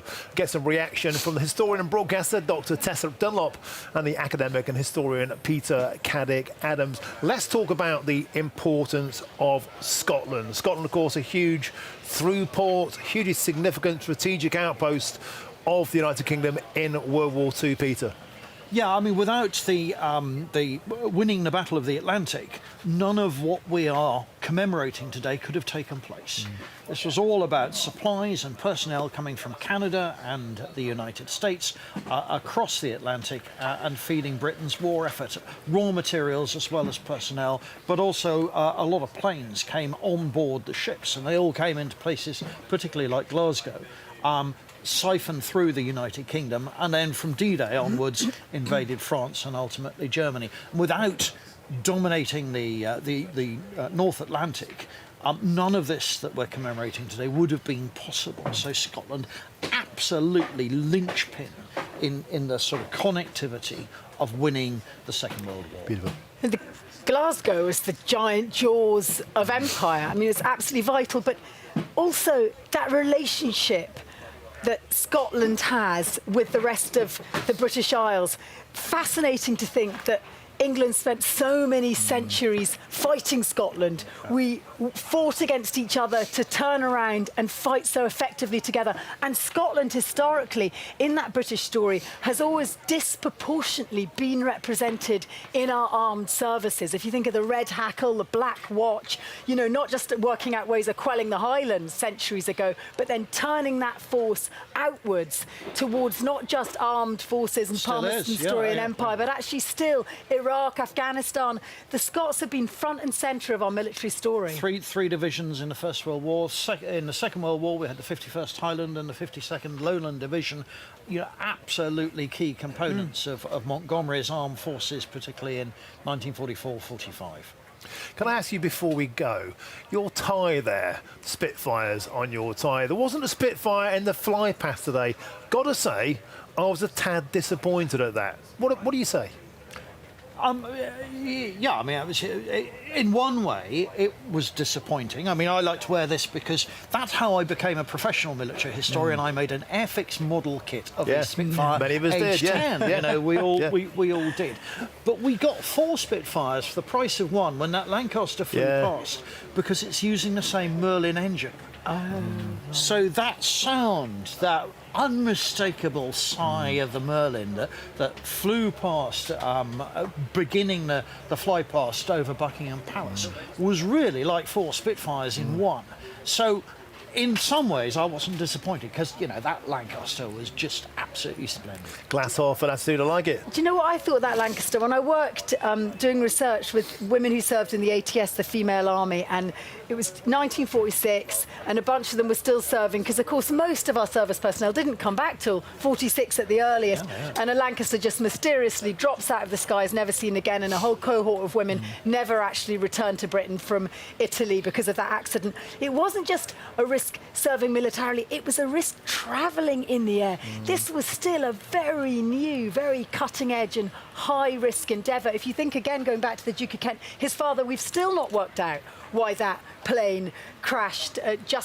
Should have been flying over the sea. It was a seaplane, and it crashed on the lip of the north coast of Scotland on its way to Iceland. It was just such a high-risk activity serving. Huge in numbers the of our Second World senior War. officers died in crashes. I mean, the wonderful Admiral Bertram Ramsay, who devised both the Dunkirk evacuation and the D-Day landings, died in January 1944 in an air crash, and he should be up there with Montgomery and all the rest of it. He would have got certainly a peerage in the peacetime honours, and yet he dies before any of that can happen, and he's not nearly as well known as he should be. Wonderful stuff. A great call. Thanks for all of that, Tessa and Peter. And you're not through yet. Stay where you are. But in the meantime, if you're in search of some holiday sun, there is a forecast for some of the top European destinations.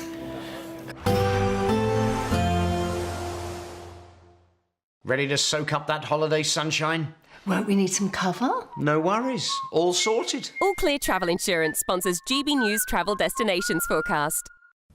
Despite some dry and sunny weather across parts of the UK, it's a different story across parts of Europe, with heavy showers and thunderstorms for many of us, particularly across parts of Spain, southern parts of France and parts of Italy too, seeing some heavy thunderstorms throughout Tuesday afternoon. Southern parts of Greece and Turkey probably holding on to the best of the sunshine through Tuesday afternoon. Highs here around 26 degrees, but there will be some sunshine on offer for many of us over the next couple of days, and highs in Tenerife around 24 or 25 degrees. All Clear Travel Insurance sponsors GB News Travel Destinations Forecast.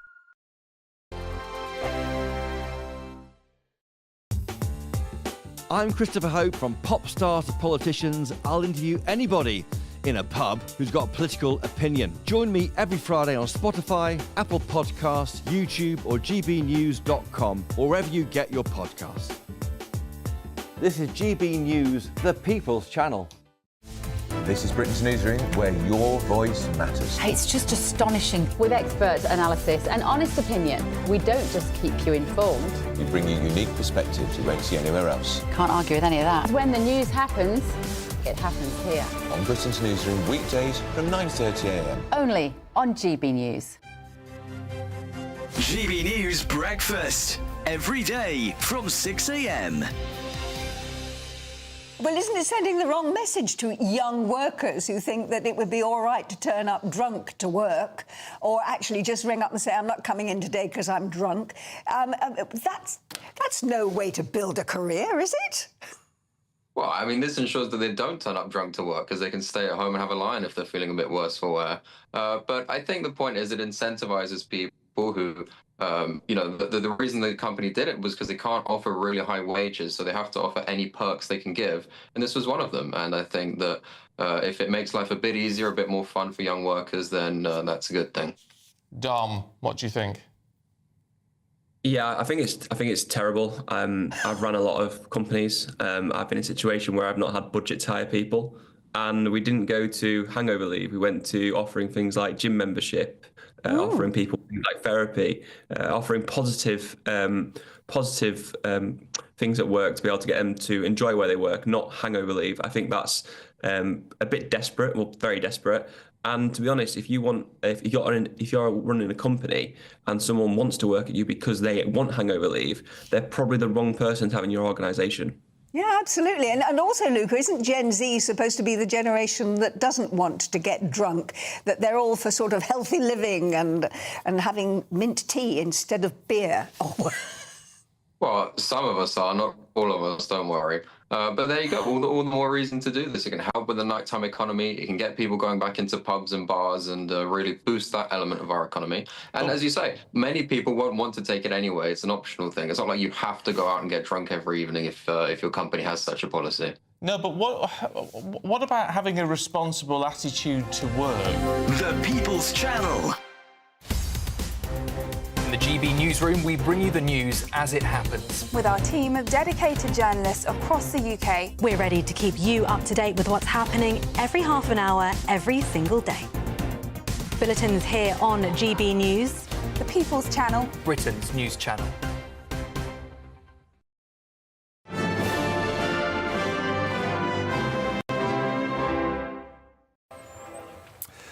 Hello, welcome back to a very, very special GBNews programme here live from a resplendent Buckingham Palace as we continue our coverage of V-Day celebrations across the country. Now, GBNews' very own Patrick and Emily were in Melton Mowbray today, tucking in some pork pies, of course, and speaking to the residents about what V-Day means to them. Spending the day in Melton Mowbray, and we bumped into Wendy. Now, you live here? Yes, I do live in Melton Mowbray. We've been here 39 years we've lived in Melton Mowbray. And of course we're here to cover the street party and everything that's been going on here. We've had a listen to some music from the 40s, we've had a look at all these cars and things from here. But you brought some memorabilia with you, haven't you? Yes, I have. My father was born in Southern Ireland in the Irish Republic, and he was the oldest brother, and he and his second brother came over in the Second World War to fight for England, and he did his bit, met my mum, and he stayed then in England, and so I'm a result of the war, because they never would have met normally. So they were obviously all given a book called Skill at Arms, and the record book has about the weapons and rifle course, and all the dates that he did all the training. Oh wow, so you've got the 13th of April 45, yes. Wow, and the details. And the signature from it should be from the commander, yes. And then a soldier's release book. Now that's for demobilising, isn't it? So all these stamps here, stamps and everything. So I've only known this man for a short while, but during the time I have found him reliable and very trustworthy. He is a slow plodding type. Slow plodding type. But it says conduct during the war, it says good. So there you go. That's the important bit, isn't it? Yeah, yeah. Wonderful stuff. Let's get the final reactions now from my wonderful panel, historian and broadcaster Dr. Tessa Dunlop and the academic and historian Peter Caddick-Adams. Tessa, to you, a wonderful day. Yeah, for me, a massive high point was on that day, as just behind us. I couldn't believe it. Joy True, a veteran who served in the WAF, who I met last week in Bath, who complained to me 6 months ago saying, I feel like I was in the Girl Guides, no one's recognised my service. And there she was, sitting next to the King. Dare I say it, almost upstaging him. She looked so full of vim at 98. Quite remarkable. Beautiful. Peter, what's your takeaway from today? I saw the Prime Minister sort of pouring from a giant teapot in a teapot. And that reminds me that actually what got us through the war was volunteerism. All the women's services and everybody else with their giant teapots that just kept the nation going when we came back from Dunkirk and when we had all these street parties for VE Day. And it was that coming together and people offering their services gratis, free, not expecting any kind of recompense, and tea that kept Britain going. And we are better together. For all our differences and our divisions, actually, at the end of the day, humanity gets on well when they see each other and have a common cause. Super stuff. Tessa, Peter, fantastic stuff today. Thanks for your company. Well, it's 6 p.m. and it's Jubes & Co. And now we've got our very own royalty, Nana Queer. Thank you very much, Martin Daubney. What incredible coverage as well. It's been fascinating to watch. Look, there's a lot to do on the show today. We're going to be talking about VE Day and whether we do enough for our veterans because they have died or fought really hard for our country. Do we do enough for those who survived the awful atrocities of war? And then is Nigel Farage right? Is this the end of the two-party system or is it just the end of the Tories? I'll be asking that. Plus, should we have an Alcatraz-style prison sort of thing for those migrants who come here and commit crime? All of that on the way after the weather.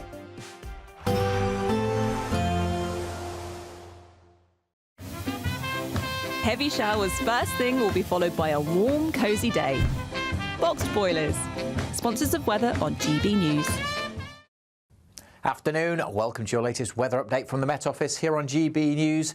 Yes, the weather is on the change for the weekend, but for most places, still a decent weekend. Not much rain around, many places seeing some sunny spells, but it will be a lot cooler, but it has been exceptionally warm this week. The warmth and humidity just sparking one or two isolated but heavy showers across parts of southern England. They'll fade through the evening. We'll keep some showery rain across northern and western Scotland as the winds start to switch direction, coming in more from the north, so bringing a cooler feel here. Still quite a warm night across the south. Could turn quite murky around some of the coasts in southwest England. Some mist and low cloud into parts of East Anglia too. It should steadily clear on Saturday morning.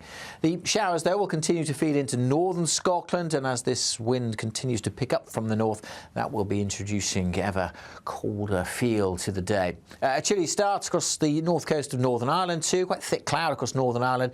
A few showers likely here. Still a lot of sunshine across England and Wales, but as I said, quite murky around some of the coasts in the southeast and East Anglia. And there will be some showers over the Channel Islands. Just the threat that these showers could just get into the far south of England at times, especially on Saturday morning. So there is the chance of a shower or two here. Certainly a few showers will feed into northeastern Scotland, and that breeze will bring a real chill here. But actually with some shelter, much of southern Scotland having a decent day. 15, 16, Edinburgh, Glasgow, that'll feel quite pleasant.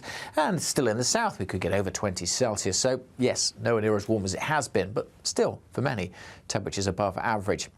Sunday will be colder still as that northerly wind really brings the cooler air more widely. Still a lot of fine and sunny weather across the west, a bit more cloud in the east with a few showers, and it really will feel quite fresh on some of those North Sea coasts, I suspect, where temperatures may not get out of single digits. But again, in the south and the west, we should get into the mid-teens. So a lot of dry weather, just a lot cooler.